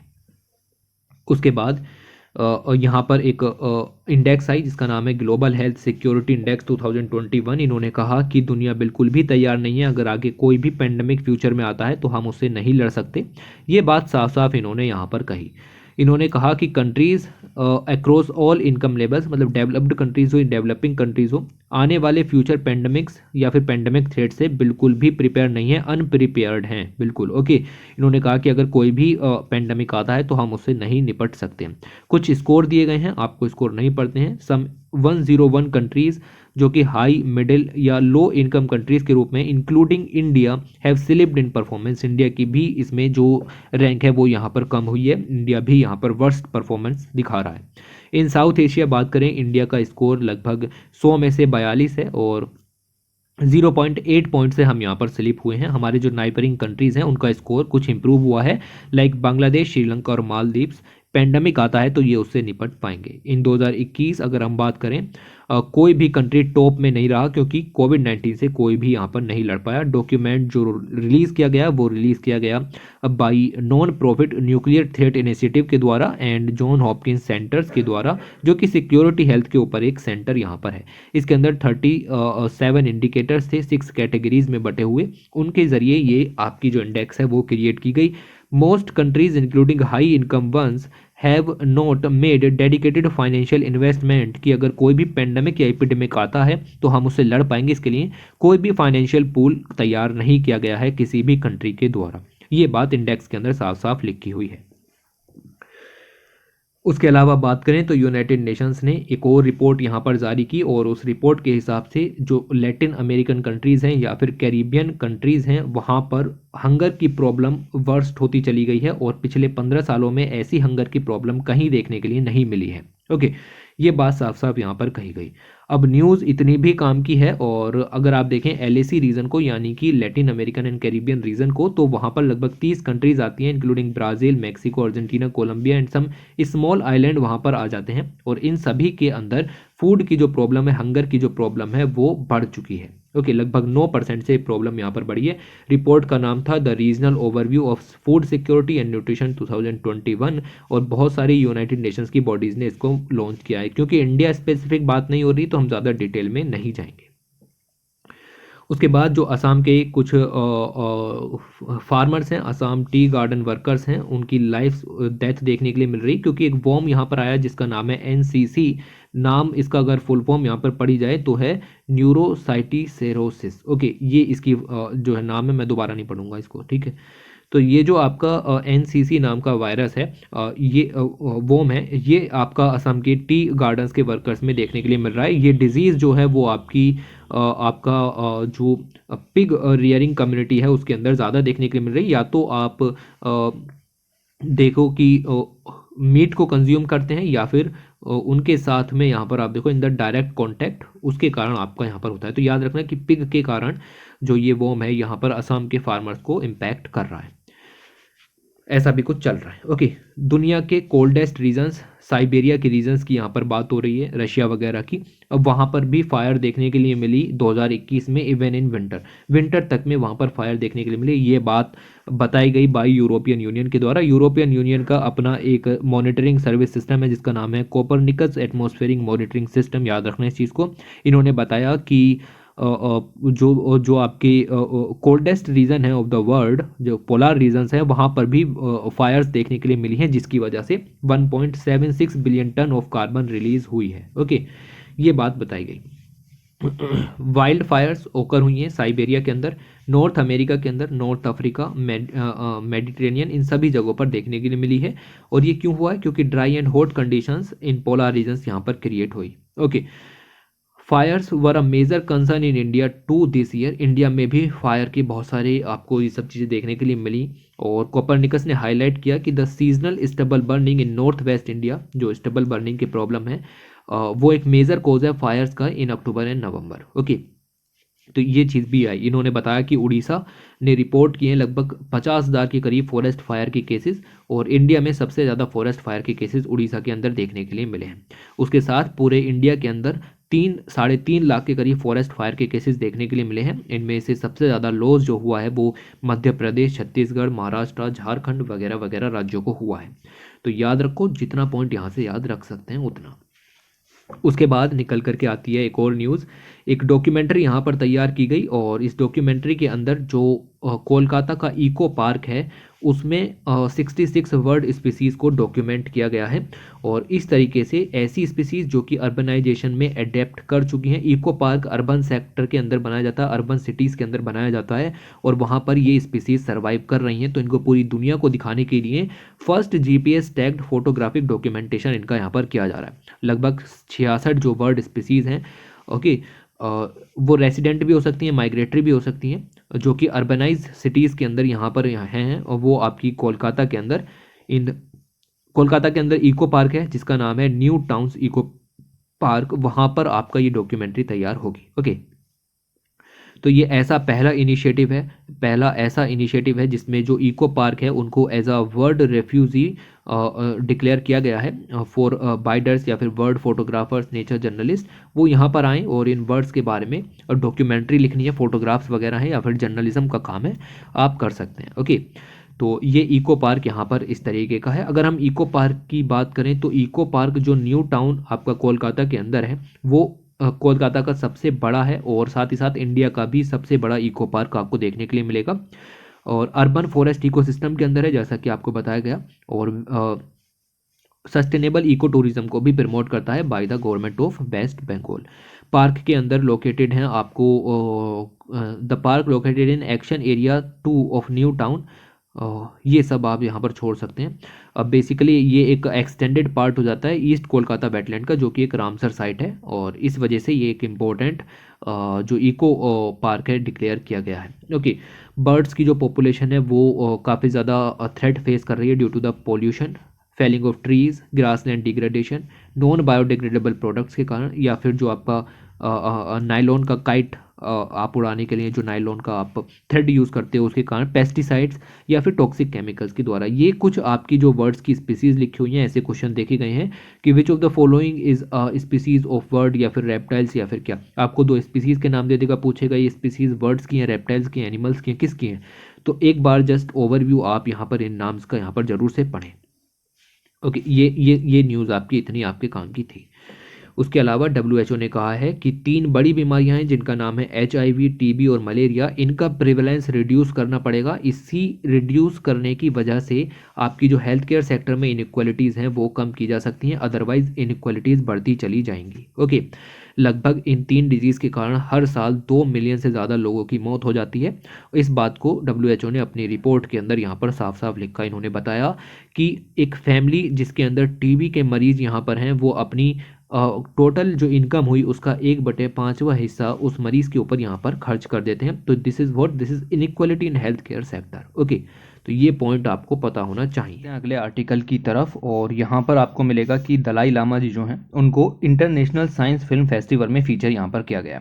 दलाई लामा जी के बारे में आप बेसिकली जानते हैं कि ये एक मोस्ट रिकॉग्नाइज्ड लीडर के रूप में जाने जाते हैं। इनको मैन ऑफ पीस के नाम से जाना जाता है और बुद्धिस्ट टीचर के नाम से भी यहाँ पर जाना जाता है। ओके, और ह्यूमैनिटी को एडवोकेट करते हैं, बट इनका जो एक छुपा हुआ पहलू है वो यहाँ पर उजागर किया गया in international science film festival. Okay, तो जब बहुत सारी साइंटिफिक कम्युनिटी मिलकर के कुछ ऐसे सब्जेक्ट्स पर डिस्कस करती है like quantum physics, cosmology, compassion, destructive emotions, तो इन सब चीज़ों पर जब यहाँ पर डिस्कशंस किए जाते हैं तो उन सभी में जो दलाई लामा है वो यहाँ पर आपके एक्टिवली पार्टिसिपेट रहते हैं। इस चीज़ को उभार करके लाया गया in international science film festival. तो इन्होंने बताया कि स्पिरिचुअलिज्म के साथ साथ जो साइंटिफिक भावनाएं हैं वो भी दलाई लामा जी में पाई जाती हैं और वो काफ़ी सारी चीज़ों में यहाँ पर हेल्प करते हैं।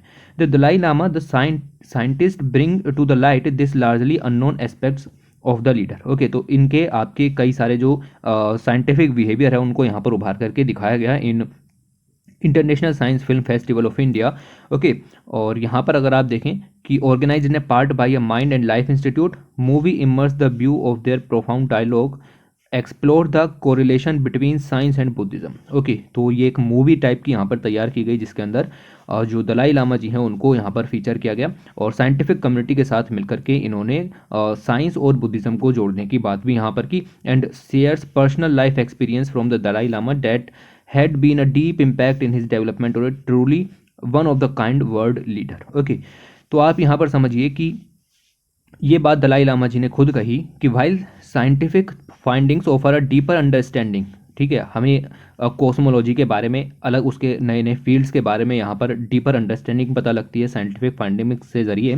इन्होंने कहा कि Buddhist explanation can sometimes give scientist a new way to look into the field of study. Okay, तो इस कॉस्मोलॉजी के अंदर जो बुद्धिस्ट आपका एक्सपीरियंस है या फिर एक्सप्लेनेशन है, अब वो यहाँ पर कुछ हेल्प कर सकती है साइंटिस्ट की, तो उस चीज़ को यहाँ पर जोड़ा गया है। तो जब आप बात करते हो गॉड की, साइंस की, तो इन चीज़ों को भी आप यहाँ पर लॉन्च कर सकते हो। इससे बढ़िया कुछ भी आपको नहीं देखने के लिए मिलेगा कि इतने बड़े लीडर इस मतलब साइंस के साथ भी यहाँ पर जुड़े हुए हैं। तो इस साइंस को नकारते नहीं हैं, साइंस को स्वीकार करते हैं। ओके, तो जनरली इस तरीके की चीज़ें देखी गई हैं कि जो लोग गॉड को मानते हैं वो साइंस की चीज़ों में थोड़ा सा कम मानते हैं। ओके, और जो आपकी साइंस को यहाँ पर साइंटिस्ट वगैरह होते हैं गॉड के अस्तित्व को कम स्वीकार करते हैं, लेकिन आपको यहाँ पर बिल्कुल उल्टा देखने के लिए मिलेगा। ओके, ये चीज़ ध्यान रखें।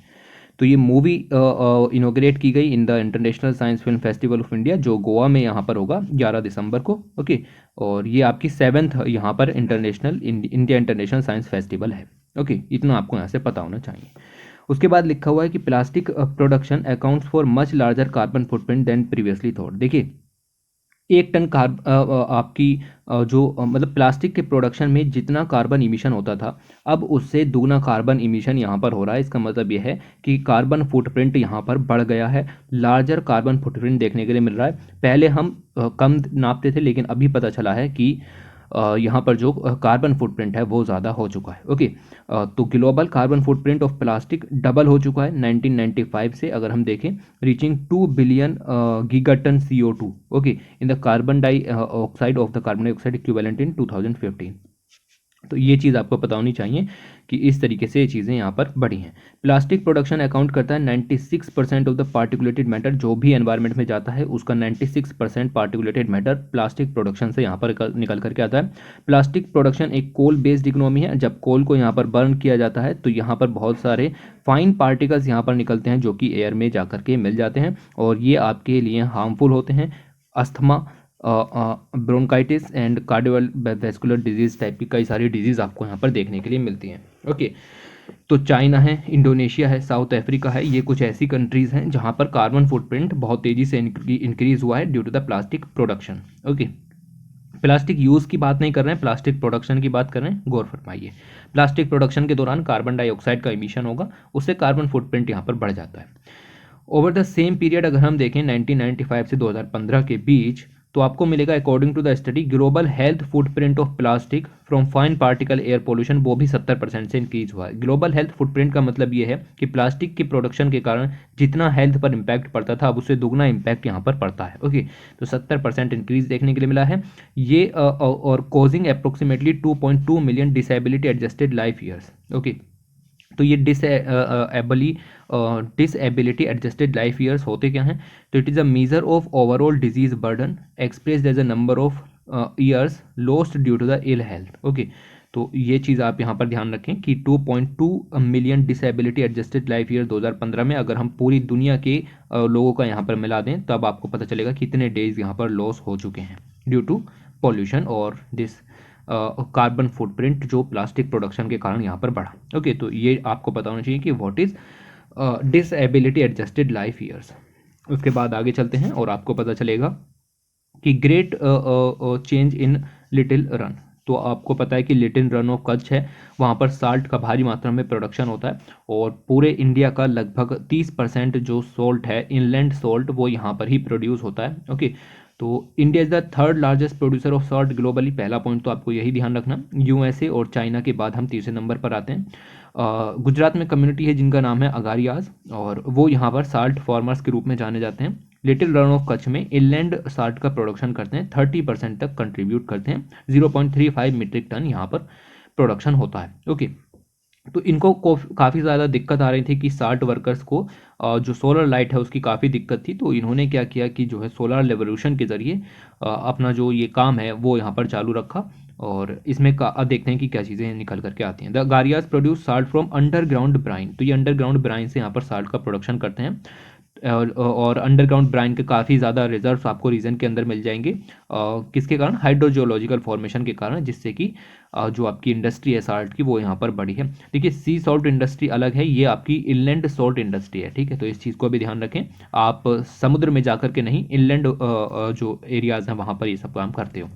नॉन प्रॉफिट वर्किंग, जो नॉन प्रॉफिट आपके जो कंपनीज हैं वो यहाँ पर वर्क करती हैं with Agariyas did a few trials and came up with solar pumps. इन्होंने सोलार पंप्स यहाँ पर जो है वो डिस्ट्रीब्यूट की 2008 में, जिससे कि रीजन की जो रिक्वायरमेंट है इलेक्ट्रिसिटी वगैरह की या फिर मशीनरी ऑपरेशन की, उसको यहाँ पर फुलफिल किया जाए, और उसके लिए सोलार रेवोल्यूशन यहाँ पर किया गया।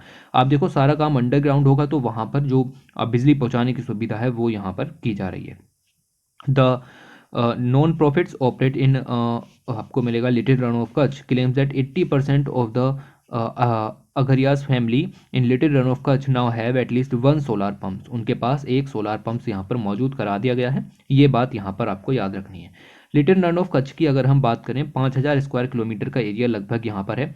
शेप भी आपको याद रखनी है, this is like a saucer shaped region, okay. और 8 महीने डेजर्ट के रूप में यहाँ पर रहता है, ओके।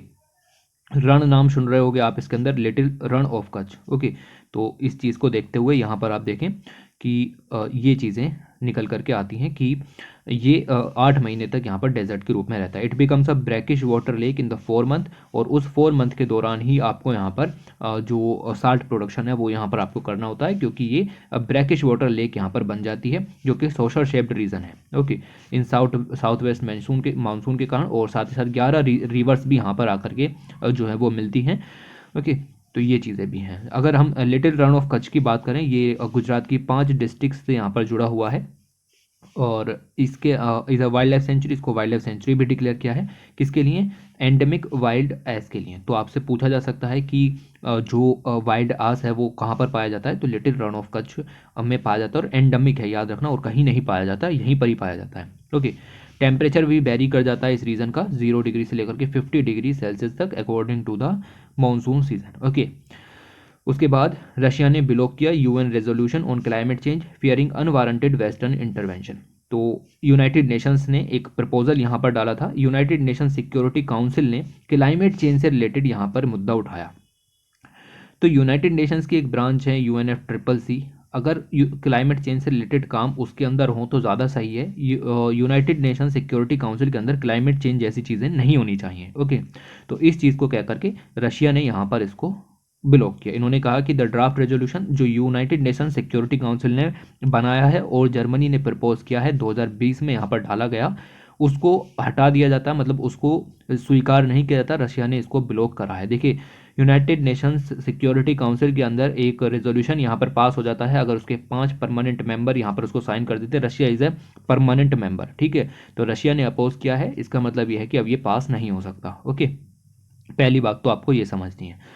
दूसरी चीज़ अगर हम यहाँ पर देखें तो आपको पता चलेगा कि the resolution would have defined climate change as a threat to the international peace and security. Climate change को इंटरनेशनल पीस एंड सिक्योरिटी के लिए एज अ थ्रेट यहाँ पर डिक्लेयर किया, और रशिया ने इसको ब्लॉक कर दिया ये कह करके कि भाई ये देखिए, Russia opposed the resolution on the ground that involving United Nation security council. United Nation security council को क्लाइमेट चेंज से रिलेटेड इश्यूज़ के अंदर नहीं लाना चाहिए, वरना ये क्लाइमेट चेंज के मुद्दे को पॉलिटिसाइज कर देगा, और आपको पता है कि रशिया और USA की कैसी रहती है, ओके।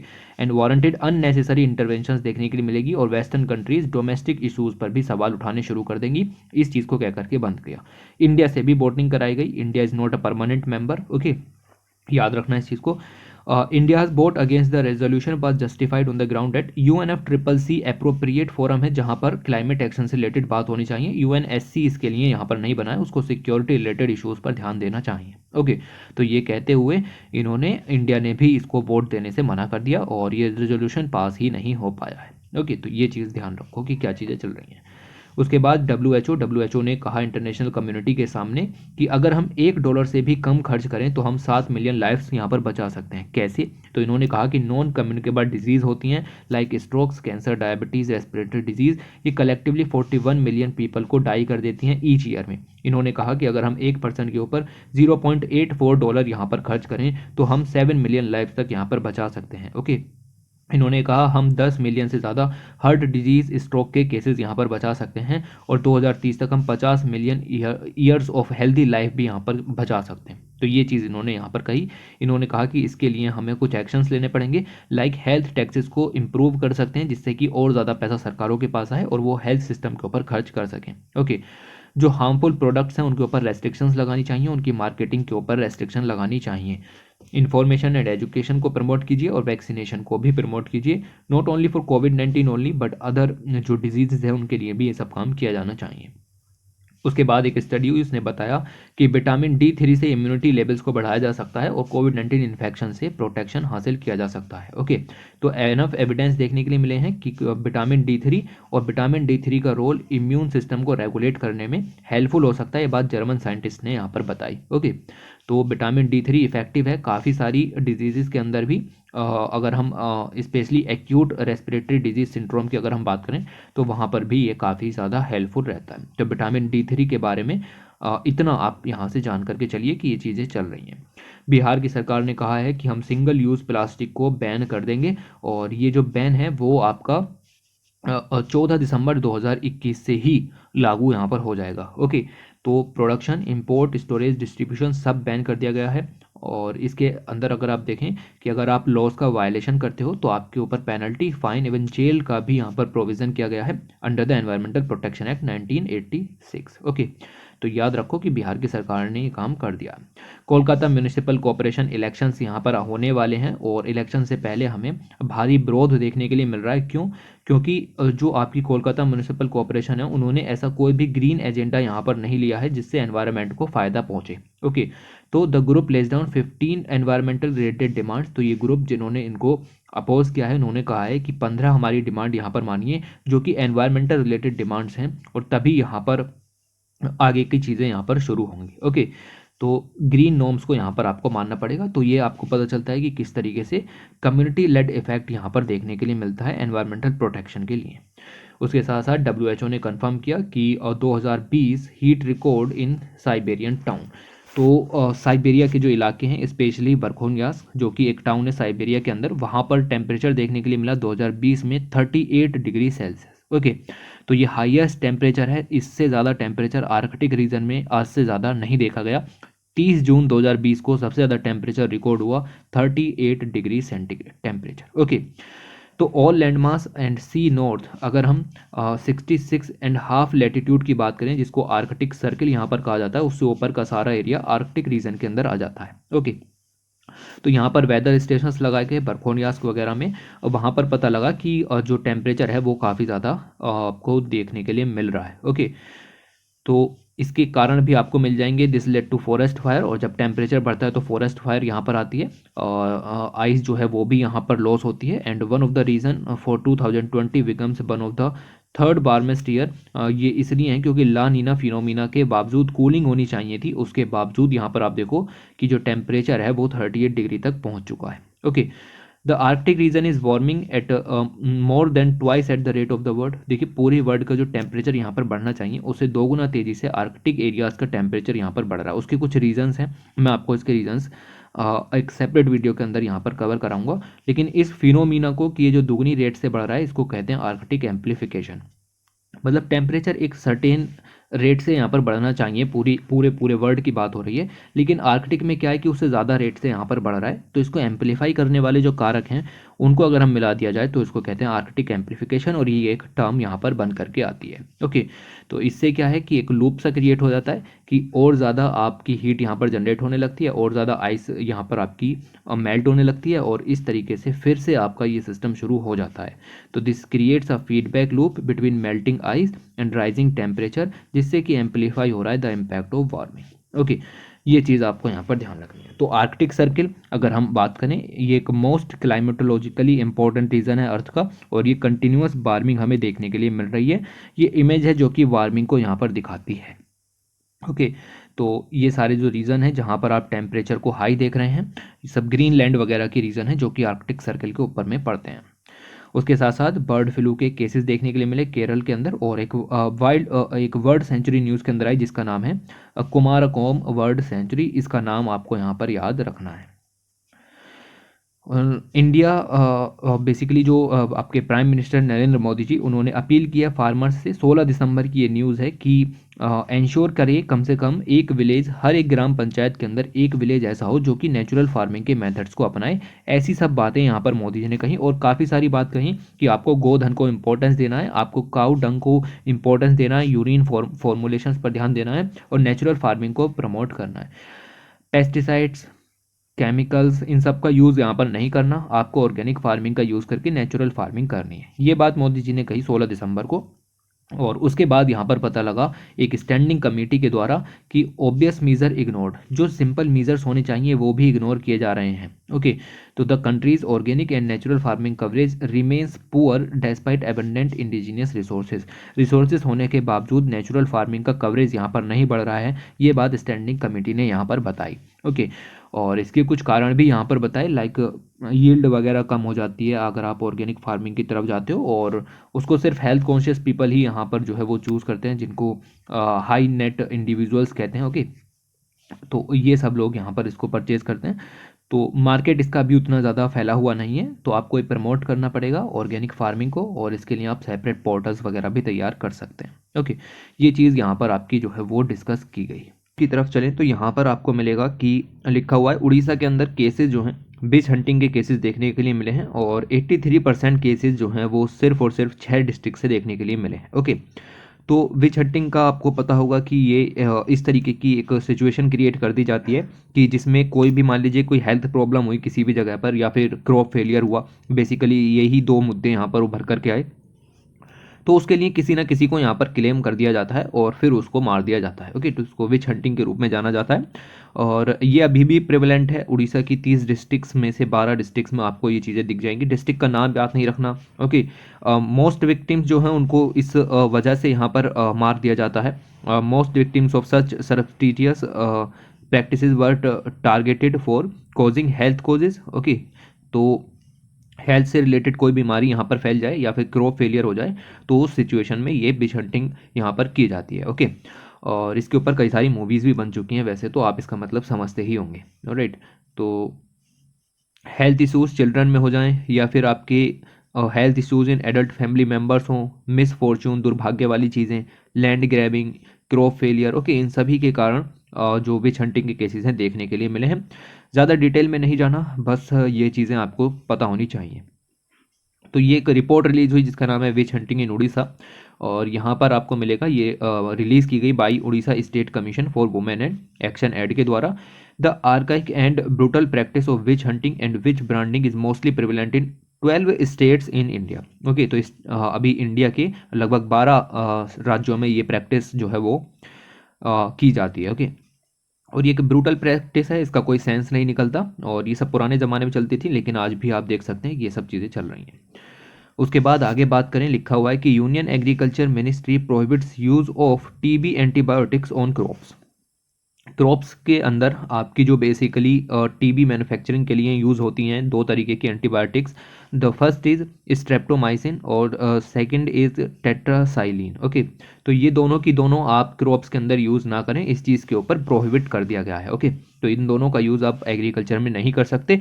1 फरवरी 2022 से ये आपका जो है वो लागू हो जाएगा। ओके, और कम्प्लीटली बैन जो है वो 1 जनवरी 2024 को लगा दिया जाएगा। इसका इंपोर्ट, मैन्युफैक्चरिंग, फॉर्मुलेशन सब यहाँ पर बंद कर दिया गया है इन द एग्रीकल्चर। ओके, तो ये चीज़ ध्यान में रखें। ड्राफ्ट ऑर्डर है, नाम है prohibition of streptomycin plus tetracycline in agriculture. Okay, और इंपोर्ट, मैन्युफैक्चरिंग, फॉर्मुलेशन बंद है, और 1 फरवरी 2022 से बैन होना शुरू हो जाएगा, और कम्प्लीटली बैन जो हो जाएगा वो 1 जनवरी 2024 तक यहाँ पर हो जाएगा। तो इसके कुछ कंसर्न थे, इसको एग्रीकल्चर में यूज़ करते हैं तो एंटी माइक्रोबियल रेजिस्टेंस जैसी सिचुएशन आ जाती हैं, और पर्टिकुलरली अगर हम स्ट्रेप्टोमाइसिन का यूज़ करते हैं जो कि टीबी के ट्रीटमेंट के लिए यूज़ होती है, और जब उसको एग्रीकल्चर में यूज़ करते हैं तो एंटी माइक्रोबियल रेजिस्टेंस हो जाता है। फिर जो टीबी के इन्फेक्शन से लड़ने के लिए दवाइयाँ होती हैं वो यहाँ पर ट्रीट नहीं कर पाती हैं इस टीबी को। ओके, तो ये कुछ प्रॉब्लम्स यहाँ पर चलती हुई आ रही हैं।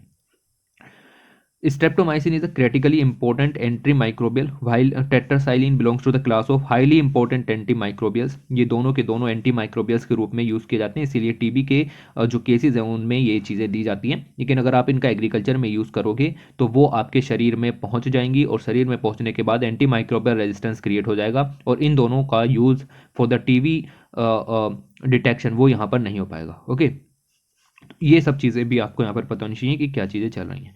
तो दिल्ली बेस्ड कोई non profit centre for science and environment 2019 में इन्होंने हाईलाइट किया था कि the practice of antibiotic miss use जो कि क्रॉप सेक्टर में होता है उसको यहाँ पर रोकना पड़ेगा। और इसमें तो स्ट्रेप्टोमाइसिन के बारे में भी इन्होंने बताया कि इसका जो मिस यूज़ भी हो रहा है एग्रीकल्चर सेक्टर के अंदर, साथ ही साथ जितने भी यमुना के आसपास के इलाके हैं वहाँ पर भी ज़्यादा मात्रा में होता है। ओके, तो ये है आपका। It found that farmers there routinely and indiscriminately use high doses of streptomycin on crops के अंदर streptomycin का हाई यूज़ देखने के लिए मिल रहा है, including on the ones for which they had not received any approval, और उन्होंने उसके लिए कोई अप्रूवल भी यहाँ पर नहीं लिया है। ओके, तो ये चीज़ें हैं। इन्होंने ये भी बताया कि जो ये एंटीबायोटिक्स हैं इनको पेस्टिसाइड की तरह यूज़ नहीं करना चाहिए और सुपरविज़न होना चाहिए इसके ऊपर आपका। और यहाँ पर देख सकते हैं कि इस इम्पॉर्टेंट है स्ट्रेप्टोमाइसिन की ट्यूबरक्लोसिस में जो ट्रीट करने के लिए स्ट्रेप्टोमाइसिन का यूज़ किया जाता है, तो इसको एग्रीकल्चर के अंदर यहाँ पर यूज़ ना किया जाए। और टीबी के केसेस वैसे ही इंडिया के अंदर काफ़ी बढ़ रहे हैं, तो उन चीज़ों को देखते हुए ये डिसीज़न यहाँ पर लिया गया। ओके, ये स्टोरी जो आपका आर्टिकल था ये आपको याद रखना है। उसके बाद labour losses due to rising heat India among the most affected, एक स्टडी हुई और स्टडी ने यहाँ पर फाइंड किया कि जो लेबर लॉसेस हैं हीट राइजिंग के कारण वो काफ़ी ज़्यादा यहाँ पर हो रहे हैं। तो हीट राइज हो रही है, ह्यूमिडिटी राइज हो रही है, कुल मिला के कहीं ग्लोबल वार्मिंग यहाँ पर हो रही है, तो उसके कारण जो लेबर आवर्स हैं, जितने समय में लेबर यहाँ पर वर्क करता है उनमें लॉस देखने के लिए मिल रहा है। ओके, पूरी दुनिया में ऐसा हो रहा है, इंडिया भी एक वर्स्ट अफेक्टेड कंट्री के रूप में है। ये सब जो स्टडी है वो ड्यूक रिसर्च के द्वारा यहाँ पर की गई। Okay, as heat and humidity level rise होते हैं because of climate change, option of moving the outdoor labour to cooler hours will dramatically shrink. Okay, तो हमारे पास ऐसे जो पीरियड है यहाँ पर नहीं बच पाता है जहाँ पर बाहर हीट कम हो रही हो, तो हम जा कर के कुछ लेबर प्रैक्टिसेस यहाँ पर कर पाएँ। ओके, तो ये सब जो है वो वर्ल्ड वाइड लेबर लॉसेस देखने के लिए मिलते हैं। ओके, तो ये स्टडी यहाँ पर हुई और पब्लिश हुई इन द नेचर कम्युनिकेशंस, याद रखने की ज़रूरत नहीं है। और इन्होंने बताया कि इकोनॉमिक लॉसेस भी इससे जुड़े हुए हैं, अगर लेबर्स के वर्किंग आवर कम होंगे तो ओवरऑल इकोनॉमी में लगभग 1.6 ट्रिलियन डॉलर का नुकसान भी यहाँ पर होगा। ओके, और ये सब चीज़ें और ज़्यादा वर्स्ट हो जाएंगी अगर 2 डिग्री सेंटीग्रेड तापमान हम यहाँ पर नहीं रोक पाए पूरे ग्लोब का। उसके बाद निकल करके आती है एक न्यूज़, और ये न्यूज़ है about the Indian desert cat. Indian desert cat की एक पिक्चर यहाँ पर रिलीज़ की गई ये वाली, और इस पिक्चर को दिखा करके कहा गया कि पिछले 3-4 साल में जो इंडियन डेजर्ट कैट है उसकी जो इमेज है वो देखने के लिए नहीं मिली। तो यहाँ पर एक जो आपके निष्कर्ष निकल के आया, इन्होंने कहा कि sighting of desert cat terms rare by the MP is not rare at all. Okay, तो जो मध्य प्रदेश के अंदर कहा जा रहा है कि एक रेयर पिक्चर निकल करके आई है, ऐसी कोई बात नहीं है, रेयर पिक्चर नहीं है। जो इंडिपेंडेंट वाइल्ड लाइफ एक्सपर्ट्स हैं उन्होंने कहा है ये रेयर नहीं है, ऐसी और भी पिक्चरें यहाँ पर निकाली गई हैं बिटवीन 2018 और 2021। ओके, तो ये चीज़ें भी हैं।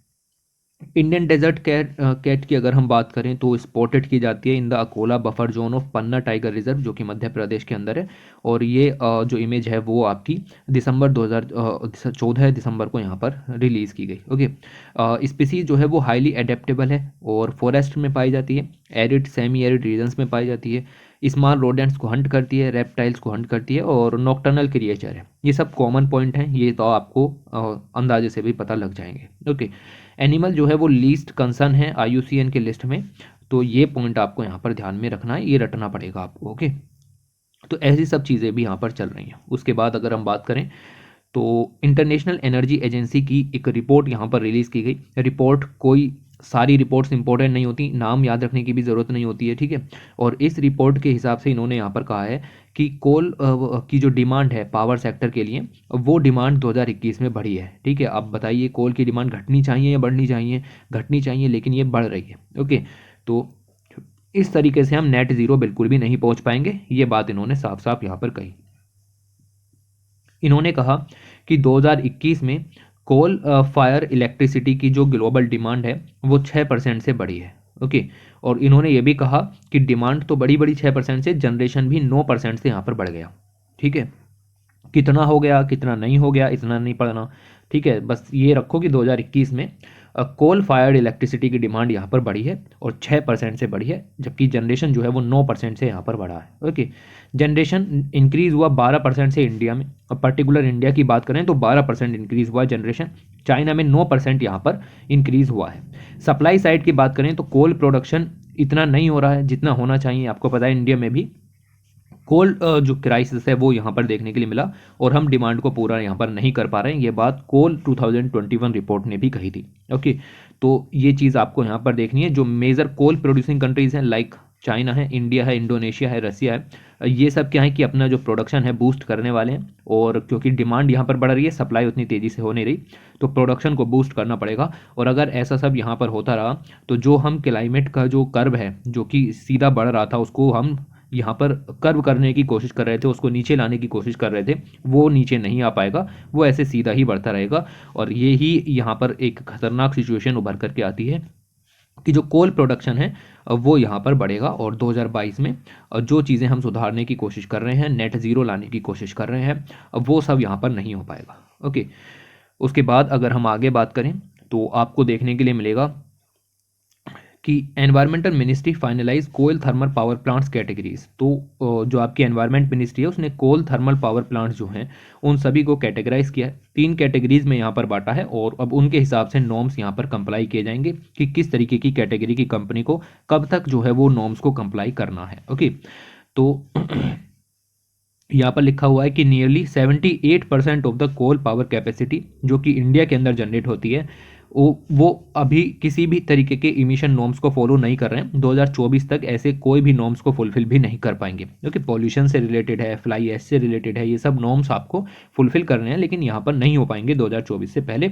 78% ऐसे ही है। ओके, अप्रैल 2021 में मिनिस्ट्री ने यहाँ पर अमेंड किए थे 2015 की नोटिफिकेशन को, और इन्होंने कहा था कि हम जो आपके कोल थर्मल पावर प्लांट्स हैं उनको 3 कैटेगरीज के अंदर यहाँ पर बांटेंगे, और उन कैटेगरीज को बताएंगे कि आपको कब तक नॉर्म्स को फॉलो करना है, आपको कब तक नॉर्म्स को फॉलो करना है, और आपको कब तक नॉर्म्स को फॉलो करना है। ओके, 8 मंथ के बाद यानी कि अब दिसंबर 2021 की अगर हम बात करें तो यहाँ पर आप देखो कि इनको कैटेगराइज किया है 3 फॉर्म्स के अंदर, और ये यहाँ पर जो है वो लागू कर दिया गया है। अगर हम बात करें कोल थर्मल पावर प्लांट्स की तो लगभग 50% कंट्रीब्यूट करते हैं ये आपका सल्फर के इमिशंस में। ठीक है, और 30% कंट्रीब्यूट करते हैं ये आपका नाइट्रोजन के इमिशन में, और जो आपका ये 20% कंट्रीब्यूट करते हैं ये पर्टिकुलेटेड मैटर यहाँ से जो निकलता है उसमें कंट्रीब्यूट करते हैं। ये इमेज से दुबक गया है, ठीक है, ये इमेज के पीछे चला गया डाटा, बट ये आप यहाँ पर ध्यान में रखो कि सल्फर नाइट्रोजन के ऑक्साइड्स यहाँ से निकलते हैं, तो ये एक पॉल्यूशन का भी कारण है और नॉर्म्स को फुलफिल इन्हें करना पड़ेगा।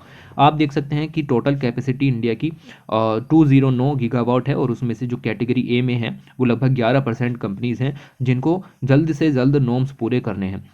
कैटेगरी बी की कंट्रीज हैं, और कैटेगरी सी में बहुत सारी कंट्रीज यहाँ कंपनीज यहाँ पर आ जाती हैं, जो लगभग 78% कंपनीज हैं जिनको ये नॉर्म्स पूरे करने हैं। आप यहाँ पर देख सकते हैं कि ऐसी कंपनीज यहाँ पर पैरामीटर दिखाए गए, ये है आपकी कैटेगरी, इसको देखिएगा कि ऐसी जितनी भी जो आपकी कंपनीज हैं जो एनसीआर रीजन हैं या फिर ऐसी सिटीज़ जिनमें मिलियन पॉपुलेशन से ज़्यादा है पूरी इंडिया में, उसके 10 किलोमीटर की रेडियस में कंट्रीज़ हैं, तो उनको 2022 तक जितनी भी नॉर्म्स हैं उन सभी को कंप्लाइंट करना है। ओके, फिर ऐसी कैटेगरी बी की कंट्रीज़ हैं जो कि मोस्ट क्रिटिकली पॉल्यूटेड एरियाज़ हैं या फिर नॉन अटेनमेंट सिटीज़ हैं, उनके 10 किलोमीटर की रेडियस में है, उनको 2023 तक यहाँ पर पूरा करना, और जो रिमेनिंग प्लान्स बचे पूरे इंडिया में कहीं भी उन्हें 2024 तक यहाँ पर फुलफिल करना है। ठीक है, तो ये तरीके की कैटेगरी यहाँ पर बांटी गई है, और कौन कौन से नॉर्म्स यहाँ पर पूरे करने हैं तो आप देख सकते हैं ऊपर नॉर्म्स ऐसे हैं कि अगर कोई यूनिट इंस्टॉल हुई है 31 दिसंबर 2003 से पहले तो उसके अंदर सल्फर के एमिशंस इतने लेवल के बीच में होने चाहिए, NO2 के इतने, PM के इतने, वाटर इतना यूज़ करना है, इससे ज़्यादा यूज़ नहीं करना है, मरकरी के लेवल्स क्या होने चाहिए। ओके, ऐसे ही कोई यूनिट है 2004 से 2016 के बीच में इंस्टॉल हुई है तो उसके लिए क्या क्या मीजर्स यहाँ पर हो सकते हैं। और ऐसे ही न्यू जो आपकी कंपनीज़ हैं जो आपके थर्मल पावर प्लांट्स हैं वो यहाँ पर आपके इस तरीके से आएंगे। ओके, तो ये चीज़ आप यहाँ पर ध्यान में रखो कि जो कोल थर्मल पावर प्लांट्स हैं उनकी कैटेगरीज अब यहाँ पर डिफाइन की गई हैं और पर्टिकुलरली उन पर जो नॉर्म्स यहाँ पर हैं उनको फुलफिल अब उन्हें करना पड़ेगा। ओके, इसके बाद न्यूज़ निकल करके आती है, लिखा हुआ है climate crisis has cost India 5 million hectares of crop in 2021। ये जो बात यहाँ पर कही गई, ये बात कही गई नरेंद्र सिंह तोमर जी के द्वारा, जो कि हमारे union minister of agriculture and farmer welfare है। इन्होंने लोकसभा में ये बात साफ साफ कही। इन्होंने कहा कि क्लाइमेट चेंज के कारण पूरे इंडिया में 5 मिलियन हेक्टेयर क्रॉप को लॉस यहाँ पर हुआ है। ओके, याद रखना इस चीज़ को। ओके, इंडिया में 5 मिलियन हेक्टेयर का क्रॉप लॉस हुआ है। साइक्लोन्स वगैरह आए, फ्लैश फ्लड्स आए, लैंडस्लाइड, क्लाउड बस्ट, इन सभी के कारण जो लॉस हुआ वो आपका 5 मिलियन हेक्टेयर क्रॉप हमारी यहाँ पर लॉस हुई। इन्होंने बताया कि 24% जो रेन डेफिसिट देखने के लिए मिला अगस्त में, और 35% रेन डेफिसिट एक्सेस रेन देखने के लिए मिली इन सितंबर में। तो इस सब के कारण भी यहाँ पर दिक्कतें हुई कि एक महीने में रेन डेफिसिट देखने के लिए मिल रही है, एक महीने में रेन जो है वो एक्सेस देखने के लिए मिल रही है।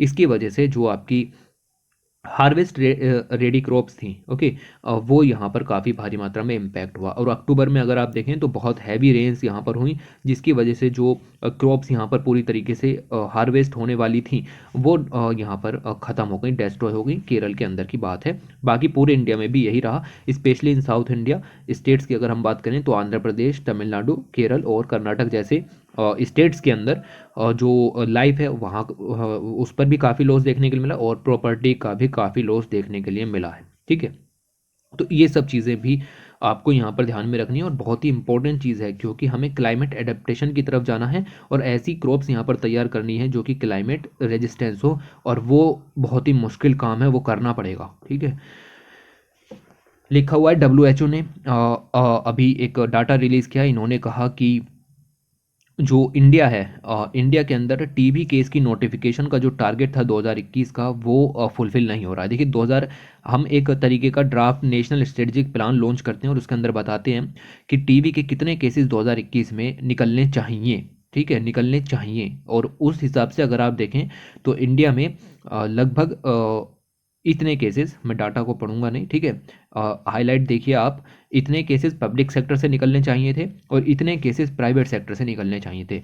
लेकिन अगर आप देखें तो यहाँ पर देखिए इतने केसेस तो निकले हैं पब्लिक सेक्टर से और इतने निकले हैं प्राइवेट सेक्टर से। ओके, तो इतना इतना करके रखो, कुल मिला के ये समझो कि जितने केसेस का यहाँ पर था कि भाई इतने केसेस होने चाहिए एजम्पशन के बेस पर, उससे कम केसेस यहाँ पर देखने के लिए मिले। रिपोर्टिंग की मैं बात कर रहा हूँ, मैं एक्चुअल बात नहीं कर रहा हूँ कि रिपोर्ट की केसेस में कमी यहाँ पर आ गई। ओके, केसेस के डिटेक्शन में कमी आई है, केसेस के नोटिफिकेशन में कमी आई है, और ये बिल्कुल भी अच्छी बात नहीं है। ठीक है, अगर पर्टिकुलर केसेस में यहाँ पर कमी देखने के लिए मिलती तो अच्छा होता, क्योंकि टीबी तो एलिमिनेट करना ही करना है। ओके, लेकिन यहाँ पर जो केसेस के डिटेक्शन के केसेस हैं, ओके, टीबी के डिटेक्शन के केसेस हैं, उनमें कमी आई है। ये बिल्कुल भी अच्छा नहीं है। क्यों? क्योंकि जब डिटेक्ट ही नहीं होंगे तो ट्रीटमेंट कैसे होगा। ठीक है, तो रूटीन सर्विलियंस यहाँ पर बहुत ज़्यादा ज़रूरी है, और साथ ही साथ जो एक कम्युनिटी है या कंट्री है उसमें टीबी के बर्डन को डिटरमाइन करने के लिए नोटिफिकेशंस बहुत ज़रूरी हैं, मतलब अपडेट मिलता रहना चाहिए और टीबी के केसेस डिटेक्ट होते रहने चाहिए। Okay, it is useful to detect the source of infection and outbreak. अब कहीं पर बहुत ज़्यादा डिटेक्ट मतलब आउटब्रेक यहाँ पर हुआ है तो इन्फेक्शन का सोर्स भी आपको यहाँ पर पता होना चाहिए। तो इससे क्या है कि डायग्नोसिस में अप्रोप्रिएटनेस आती है, और साथ ही साथ जो ट्रीटमेंट है वो भी देना आसान हो जाता है। ओके, वरना बहुत सारी पॉपुलेशन ऐसी रह जाएगी जिसका आपको पता ही नहीं होगा कि इनको भी ट्रीटमेंट हमें कराना है।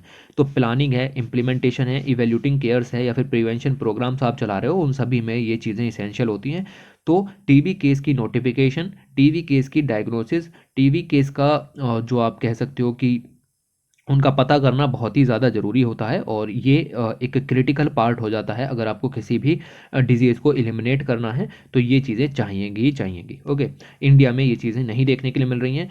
2.4 मिलियन ट्यूबरक्लोसिस के नोटिफिकेशन के केसेस देखने के लिए मिले। ओके, इतना डिटेक्ट हुआ, जबकि अगर इससे ज़्यादा डिटेक्ट होना चाहिए था। मैं बता रहा हूँ, इस डाटा में मत उलझो, बस ये समझो कि ये सब क्यों ज़रूरी है। ठीक है, तो ये चीज़ें आपको समझनी है।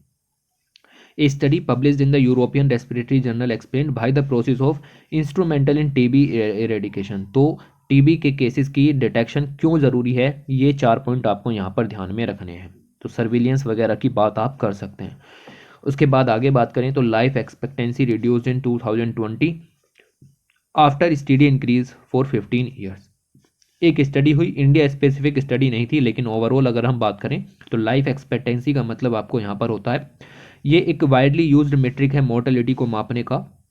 और हम यहाँ पर कहते हैं कि एक पर्सन, एक एन एवरेज पीपल कितना सर्वाइव कर सकता है, तो उस बेस पर हम बताते हैं कि लाइफ एक्सपेक्टेंसी क्या होगी। कोई 50 साल सर्वाइव कर पाता है, कोई 60 साल सर्वाइव कर पाता है, कोई 40 साल, तो हम एवरेज निकालेंगे और एवरेज कहेंगे कि 50 साल होगा। पिछले 15 सालों की अगर हम बात करें तो ये एवरेज हमारा अच्छा होता चला जा रहा था, लोगों के जीने की संभावनाएं बढ़ती चली जा रही थी, लेकिन अभी देखने के लिए मिला है 2020 में ये गिर गई है। ओके, और कई सारे इम्पैक्ट इसके यहाँ पर हो सकते हैं, इंक्लूडिंग कोविड-19 पैंडमिक का। ओके, तो रिडक्शन देखने के लिए मिला है लाइफ एक्सपेक्टेंसी में, पूरी दुनिया में देखने के लिए मिला है। और लाइफ एक्सपेक्टेंसी जो है वो 1 से 2 साल तक डिक्रीज हुई है। ओके, और वुमेन्स में देखें तो वो भी यही कुछ कुछ रहा है। ठीक है, तो एग्जैक्ट डाटा यहाँ पर दिया गया है, बट कोई बड़ी रिपोर्ट नहीं है, तो इसीलिए हम इसको ज़्यादा सीरियसली नहीं लेंगे, क्योंकि याद भी नहीं करेंगे। बट याद रखो कि 1 से 2 साल का डिक्रीज देखने के लिए मिला है लाइफ एक्सपेक्टेंसी में। मतलब जो आदमी 50 साल जीता, अब वो आदमी 49 ईयर्स जिएगा या फिर 48 ईयर्स ही जिएगा। ओके, न्यूजीलैंड है, ताइवान है, नॉर्वे है, इन सभी में लाइफ एक्सपेक्टेंसी इंक्रीज हुई है। ओके, और recorded increase while the figure remain unchange for the Denmark, Iceland, South Korea, और ऐसी कंट्रीज़ के लिए कुछ जगह पर ये अनचेंज भी देखने के लिए मिला है। ओके, तो ये चीज़ आपको पता होनी चाहिए कि लाइफ एक्सपेक्टेंसी क्या है, और पिछले 15 सालों से इंक्रीज हो रही थी, इम्प्रूवमेंट था, लेकिन अभी यहाँ पर नीचे देखने के लिए मिली है। एक स्टडी हुई और स्टडी ने यहाँ पर साफ साफ बताया कि जो ओजोन डेस्ट्रॉइंग ग्रीन हाउस गैस के एमिशंस हैं चाइना से लगातार यहाँ पर बढ़ते चले जा रहे हैं। चाइना अपने आप को डेवलपिंग कंट्रीज़ की आड़ में यहाँ पर छुपाता हुआ आया है, लेकिन दुनिया के सबसे ज़्यादा एमिशंस चाइना ही इस समय कर रहा है। ओके, तो यहाँ पर बात हो रही है ऐसे ग्रीन हाउस गैसेज एमिशंस की जो कि ओजोन लेयर को डिप्लीट करते हैं, ओजोन लेयर को डिस्ट्रॉय करते हैं, और इसमें आ जाते हैं आपके हेलोजिनेटेड सब्सटेंस, जिनको कहते हैं शॉर्ट लिव्ड हेलोजिनेटेड सब्सटेंस, यानी कि BSLS। ओके, तो ये है, और इसके अंदर एक बेसिकली आ जाता है जिसका नाम है डाइक्लोरोमीथेन, और इसमें आप देख सकते हैं कि क्लोरो वर्ड यूज़ किया गया है, यानी कि एक हेलोजिनेटेड सब्सटेंस है। ओके, तो डाइक्लोरोमीथेन की अगर हम बात करें तो ये शॉर्ट होता है, शॉर्ट लिव्ड है, याद रखना इस चीज़ को। ओके, ये एक शॉर्ट लिव्ड पॉल्यूटिंग एजेंट है, और dichloromethane has been identified the most abundant chlorine containing short lived halogenated substance. Okay, इसके अंदर क्लोरीन की मात्रा भी काफ़ी ज़्यादा होती है, और लगभग जितनी भी टोटल स्ट्रेटोस्फेरिक सोर्स हैं गैस इंजेक्शन के, उसमें आपका इसका 70% योगदान तक देखने के लिए मिल रहा है, स्पेशली इन चाइना। ओके, तो ये आपका ओरिजिनेट होता है, बहुत सारे एंथ्रोपोजेनिक सोर्सेज हैं, इंक्लूडिंग अगर आप बात करें तो इसका यूज़ भी किया जाता है as an emissive solvent for adhesive and cleaning purpose, और साथ ही साथ feed stock as a feed stock for hydrofluorocarbon production. तो HFCs के प्रोडक्शन में भी इसका यूज़ यहाँ पर किया जाता है, और चाइना इस समय इसके भारी मात्रा में प्रोडक्शन कर रहा है। ओके, तो इसकी वजह से इसका जो इमिशन है वो देखने के लिए मिला है। ऑलराइट, तो यहाँ से डायरेक्ट क्वेश्चन निकलते हैं कि which of the following are short lived halogenated substance, आपको 2-3 ऑप्शन दे देगा। ओके, और उसमें एक आपका डाइक्लोरोमीथेन भी दे सकता है। ओके, तो ये चीज़ें आप ध्यान में रखो। इसके अलावा WHO ने यहाँ पर कहा है कि जो बूस्टर डोज आप यहाँ पर लगा रहे हैं, स्पेशली USA के लिए बात कही, और पूरी दुनिया को इस चीज़ का संकेत जाता है, आप अभी उसको यहाँ पर मत लगाइए, उस पर मॉरेटोरियम लगा दीजिए। और साथ ही साथ जो आपकी और कंट्रीज़ हैं जहाँ पर वैक्सीन इनइक्वालिटी देखने के लिए मिल रही है, लाइक स्पेशली इन अफ्रीका, वहाँ पर आपको सबसे पहले पहली डोज का इंतजाम करना चाहिए। तो पूरी दुनिया को साथ लेकर चलने की बात इन्होंने यहाँ पर की है, और इंडिया ने इसमें अपना फ़र्ज अच्छे से निभाया है। ठीक है, WHO 22 दिसंबर 2021 को इन्होंने कहा कि जो बूस्टर डोजेस आप यहाँ पर लगा रहे हैं उस पर रोक लगाई जाए। United nations health agency cited persisting and profound inequity in global vaccine access for the appeal. तो यही बात की गई कि भाई जो आपकी अफ्रीका जैसे कंट्रीज़ हैं जहाँ पर वैक्सीन्स की अवेलेबिलिटी नहीं है, जस्ट 8% ही पॉपुलेशन है जो कि फुल्ली वैक्सीनेट हो पाई है। ओके, उनको यहाँ पर वैक्सीन पहले प्रोवाइड की जानी चाहिए। Vaccine iniquity remains a great challenge for containing the covid pandemic world wide. पूरी दुनिया में ये एक चुनौती के रूप में यहाँ पर उभरा हुआ है, और आप समझते हैं कि क्या बात यहाँ पर की जा रही है। ओके, तो बूस्टर डोज के रूप में आप बाद में यूज़ कर सकते हैं, पहले पूरी दुनिया को कम से कम आप वैक्सीनेट यहाँ पर कर दीजिए। ठीक है, तो ये सब बातें यहाँ पर चल रही हैं। उसके बाद न्यूज़ निकल के आई कि कोल्ड वेव्स के कारण लगभग 76 टाइम्स जो लाइव्स हैं यहाँ पर गई हैं हीट वेव्स की तुलना में। ओके, हीट वेव्स चलती हैं, फिर कोल्ड वेव्स चलती हैं। तो हीट वेव से अगर 2 लोग मरे तो कोल्ड वेव से 152 लोग मरे, और अगर हम इनका यहाँ पर रेशियो निकाल दें तो लगभग 76 का रेशियो यहाँ पर निकल करके आता है। ओके, तो ये सब चीज़ें आपको ध्यान रखना है कि जो डेथ हैं वो ज़्यादा होती हैं कोल्ड वेव्स के कारण, ना कि हीट वेव्स के कारण। आप देख सकते हैं कि ये ऐसे सब ईयर्स यहाँ पर दिखाए गए हैं जहाँ पर कोल्ड वेव से ज़्यादा लोगों की डेथ यहाँ पर हुई है, लाइक 2011 में भी हुआ, 2018 में, और ऐसी सब डाटा यहाँ पर दिया गया है। डाटा पढ़ने की ज़रूरत नहीं है, इवन ये वाला डाटा भी याद रखने की ज़रूरत नहीं है। जस्ट ये याद रखो कि 2020 था, 2020 में कोल्ड वेव्स के कारण ज़्यादा डेथ्स यहाँ पर हुई हैं। कंसेप्ट निकल के आता है सीड बैंकर का, और इसमें से ही एक कंसेप्ट निकल के आता है सीड विलेज का। ओके, और इसमें कोई भी दिक्कत यहाँ पर नहीं होनी चाहिए।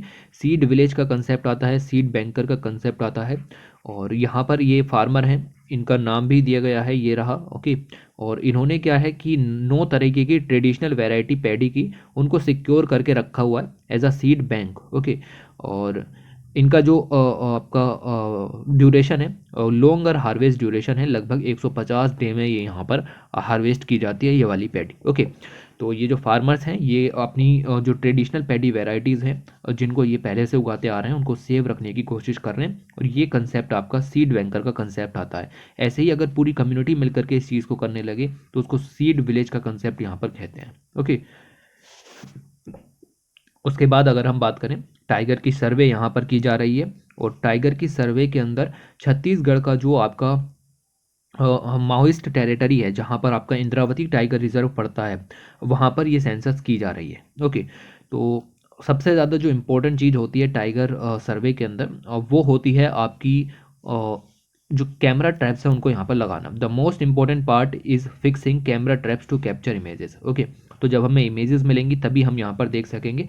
और भी मेथड्स होते हैं लाइक पगमार्क वगैरह है, वो बहुत ही ज़्यादा टेक्निकल हो जाते हैं और कभी कभी तो अनसाइंटिफिक भी यहाँ पर हो जाते हैं। ओके, तो ये चीज़ है। और ये जो कैमरा यहाँ पर आप फिट करते हो उसकी कॉस्ट भी लगभग 15,000 से लेकर के 20,000 तक होती है। जैसा कि आप यहाँ पर पेड़ पर देख सकते हो, ये कैमरा यहाँ पर ट्रैप लगाया गया है जिससे यहाँ से कोई भी जो टाइगर गुजरेगा उसकी इमेज इसके अंदर कैप्चर हो जाएगी, और बहुत कई दिनों में जा कर के हमें पूरा आइडिया मिलता है कि हाँ भाई कितने टाइगर इस पर्टिकुलर इलाके में हैं। ओके, तो ये बहुत ही एक इम्पॉर्टेंट जो क्रूशियल पीस है और जिसके ज़रिए हम ये सब काम कर सकते हैं, और टाइगर सर्वे ये सब किया जाता है। ओके, और अभी हम इंद्रावती टाइगर रिजर्व जो कि छत्तीसगढ़ में है, याद रखिएगा, वहाँ पर ये सब करेंगे। ओके, इसके बाद बात करते हैं आगे, और बहुत ही इंपॉर्टेंट खबर निकल करके आती है। सरकार का मकसद है जो आपकी फार्मर प्रोड्यूसर ऑर्गेनाइजेशंस हैं उनको यहाँ पर बढ़ावा देना है। सरकार ने कहा है कि हम 10,000 फार्मर प्रोड्यूसर ऑर्गेनाइजेशंस यहाँ पर तैयार करेंगे। 2019 में सरकार ने ये बात यहाँ पर कही थी, लेकिन अभी पता लगा है कि इनको जो पैसा दिया जाना था, इनकी जो फंडिंग की जानी चाहिए थी अंडर द 2 स्कीम, जिसका नाम है इक्विटी ग्रांट स्कीम और दूसरी स्कीम है क्रेडिट गारंटी स्कीम, जो कि 2 प्रोग्राम्स थे जिससे एफपीओस को फंड अवेलेबल कराए जाते। पता चला है कि फंड जो है वो सैंक्शन नहीं किए जा रहे हैं और डिसबर्समेंट भी नहीं हो रहा है। ठीक है, तो ऐसे कैसे फार्मर प्रोड्यूसर ऑर्गेनाइजेशन जो हैं वो आगे बढ़ेंगे जब फंड ही नहीं होंगे तो। ठीक है, ये बात यहाँ पर की गई। देखो, जितने भी फंड थे उसका लगभग 1 से 5% ही यहाँ पर रिसीव किया गया है, और ये बिल्कुल भी अच्छी बात नहीं है। State of India's livelihood report यहाँ पर रिलीज़ की गई, और इस रिपोर्ट के अंदर में ये सब चीज़ें पता लगती हैं कि सेंट्रल गवर्नमेंट की जो स्कीम्स हैं उसके अंदर फार्मर प्रोड्यूसर ऑर्गेनाइजेशंस के लिए जो आपका अमाउंट डिसबर्सन का काम था वो यहाँ पर नहीं हो रहा है। ओके, एक्सेस डेवलपमेंट सर्विसेज जो कि एक nationwide livelihood support organisation है, इसने ये रिपोर्ट यहाँ पर जो है वो कंपाइल की है, और इन्होंने बताया कि only farmer producer companies since they make up the large majority of the organisation stated in recent years the number of FPO registers as cooperatives और सोसाइटीज़ वेरी स्मॉल। साथ ही साथ जो इनका रिकॉग्निशन है या फिर रजिस्ट्रेशन है जो कि कंपनीज एक्ट 2013 के अंदर में होता है वो भी काफ़ी स्मॉल देखने के लिए मिला है। यानी कि स्कीम लॉन्च कर दी, फिर योजना और कुरुक्षेत्र मैगजीन में आपकी बड़ी बड़ी बातें भी देखने के लिए मिलती हैं, लेकिन आप ग्राउंड रियलिटीज़ को अगर आप देखने की कोशिश करें तो हालत बहुत ज़्यादा ख़राब देखने के लिए मिलेगी। 2 स्कीम शुरू की थी, पहली थी इक्विटी ग्रांट स्कीम जो कि ये रही।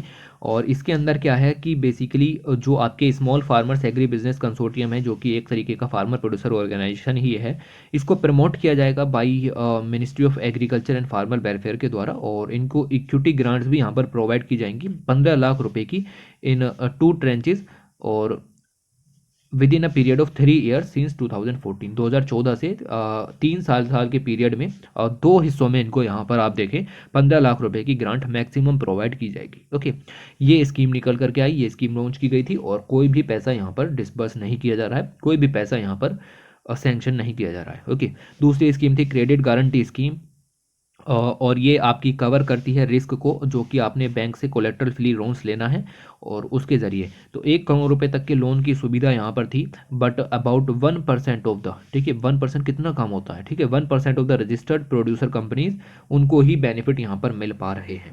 ठीक है, तो ये सब चीज़ें भी आप यहाँ पर देखिए कि काम बस ऐसा ही चल रहा है पेपर में। उसके बाद निकला है कि बिहार ने प्लान किया है कि जो आपकी नील गाय होती हैं, नील गाय को आप ब्लू बुल भी कहते हैं, और लोकली नील गाय या फिर गुरपरास भी यहाँ पर लिखा हुआ है, इसको भी यहाँ पर कहते हैं। ऐसा है कि पॉपुलेशन बहुत तेज़ी से इंक्रीज़ हो रही है बिहार के अंदर।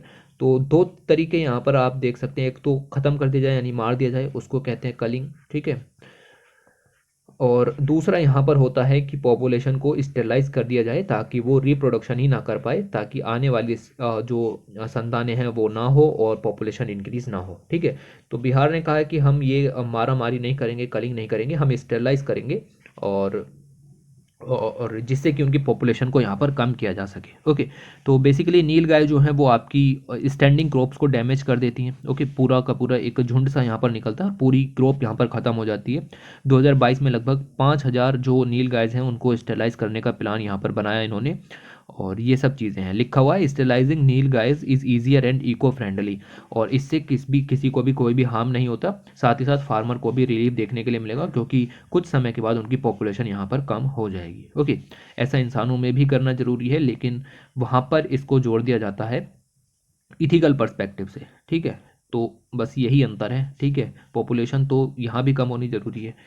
दूसरा यहाँ पर एक आर्टिकल निकल करके आया जिसके अंदर साफ साफ लिखा हुआ है कि केन बेतवा रिवर इंटरलिंकिंग आप यहाँ पर कर रहे हो, रिवर इंटरलिंकिंग प्रोजेक्ट्स यहाँ पर चल रहे हैं। ओके, और ये Ken Betwa river interlinking UP और एमपी के बीच में हो रहा है। यहाँ पर पड़ता है आपका पन्ना टाइगर रिजर्व, और पन्ना टाइगर रिजर्व में जो फॉरेस्ट एरिया है वो काफ़ी ज़्यादा है, और इम्पोर्टेंट यानी कि कोर फॉरेस्ट एरिया पर जो आपका ये इंटरलिंकिंग प्रोजेक्ट बनेगा, तो ये फॉरेस्ट एरिया पूरी तरीके से वाटर में डूब जाएगा, विल कम अंडर वाटर, ये स्टडी ने यहाँ पर बताया। और इसकी वजह से जो मेजर पोर्शन है वो सबमर्ज हो जाएंगे कोर एरिया के। पन्ना टाइगर रिजर्व जो कि मध्य प्रदेश के अंदर है, उसमें काफ़ी भारी मात्रा में नुकसान देखने के लिए मिलेगा। साथ ही साथ जो टाइगर है उसकी में भी लॉस देखने के लिए मिल सकता है, और जो अदर प्रे स्पीसीज हैं लाइक चीतल है, सांबर है, उनमें भी आप देखो कि उनकी पॉपुलेशन पर भी असर पड़ सकता है। ओके, जो Ken Betwa river interlinking project है, ये प्रोजेक्ट है कि जो आपका केन रिवर है मध्य प्रदेश के अंदर, उसमें जो सरप्लस वाटर है उसको बेतवा रिवर में पहुंचाना है, जो कि उत्तर प्रदेश के अंदर है। ठीक है, तो उत्तर प्रदेश के अंदर जो बुंदेलखंड रीजन है वो काफ़ी ज़्यादा सूखा इलाका है, रोड प्रोन एरिया है, तो वहाँ पर पानी जो है वो अवेलेबल कराया जाएगा बेतवा रिवर के जरिए। ओके, तो दोनों की दोनों जो रिवर हैं, केन हो बेतवा हो, दोनों यमुना रिवर की ट्रिब्यूटरीज यहाँ पर हैं। इसके अंदर प्रोजेक्ट के अंदर अगर आप देखें, लगभग जो क्रिटिकल टाइगर हैबिटेट है रिजर्व का, पन्ना टाइगर रिजर्व का, उसका 58 स्क्वायर किलोमीटर एरिया उसको लॉस होगा, और ये बिल्कुल भी बर्दाश्त नहीं किया जा सकता है ऐसे समय में जब इतनी ज़्यादा सिचुएशंस चल रही हों टाइगर्स को बचाने की। ओके, और साथ ही साथ अगर हम देखें तो ट्री की डेंसिटी भी उस इलाके में ज़्यादा है जहाँ से आपका ये इंटरलिंकिंग प्रोजेक्ट गुजरेगा। साथ ही साथ ट्री की डाइवर्सिटी भी उस इलाके में ज़्यादा है, साथ ही साथ सीडलिंग डाइवर्सिटी भी ज़्यादा है, और सैम्पलिंग डाइवर्सिटी भी ज़्यादा है, डेंसिटी भी ज़्यादा है, और ये चीज़ें भी आपको देखने के लिए मिलेंगी कि एरिया जो है वो पूरी तरीके से ख़त्म हो जाएगा। साथ ही साथ कुछ ऐसी स्पीसीज़ हैं लाइक सांबर है, चीतल है, ब्लू बुल है, वाइल्ड बोर है, जो कि इंडिकेटर होती हैं गुड हेल्थ का। ओके, किसी भी हैबिटेट की गुड हेल्थ का इंडिकेटर होती हैं ऐसी स्पीसीज़, और ये यहाँ पर भारी मात्रा में पाई जाती हैं, और अगर यहाँ से ये आपका इंटरलिंकिंग प्रोजेक्ट गुजरा तो काफ़ी नुकसान इन स्पीसीज़ को हो सकता है। ठीक है, तो ये चीज़ है। इसमें जो आपका देखें कि प्रोजेक्ट है, इस प्रोजेक्ट को नेशनल प्रोजेक्ट का दर्जा दिया गया है और सेंटर इसमें 90% पैसा यहाँ पर डालेगा, बाकी 10% जो कॉस्ट है वो यूपी और एमपी के द्वारा दी जाएगी। और ये प्रोजेक्ट काफ़ी सारी डिस्ट्रिक्ट्स में यहाँ पर है, 2 स्टेट्स हैं और 2 स्टेट्स की बहुत सारी डिस्ट्रिक्ट्स इसके अंदर में कवर हैं। सभी डिस्ट्रिक्ट्स का नाम यहाँ पर है। टोटल जो लेंथ है वो 230 किलोमीटर लंबी कलान यहाँ पर बनेगी, जिसके जरिए इंटरलिंकिंग की जाएगी। ठीक है, तो ये चीज़ आप यहाँ पर ध्यान में रखो, पूरा का पूरा कवर हो चुका है।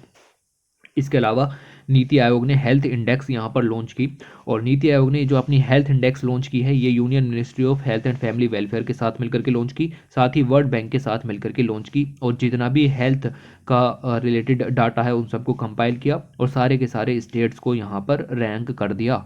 2017 से ये काम शुरू हुआ था और ओवरऑल परफॉर्मेंस यहाँ पर मापते हैं, साथ ही साथ इंक्रीमेंटल परफॉर्मेंस भी यहाँ पर मापते हैं। ओवरऑल परफॉर्मेंस मतलब कि इस समय वर्तमान में क्या चीज़ें चल रही हैं उसके हिसाब से स्टेट्स को रैंक करना, और इंक्रीमेंटल परफॉर्मेंस का मतलब है कि पिछले साल हेल्थ की सिचुएशन क्या थी, इस साल कितनी है, वो कितनी ग्रोथ हुई। ठीक है, तो कितनी ग्रोथ हुई के हिसाब से अलग यहाँ पर मापा जाता है।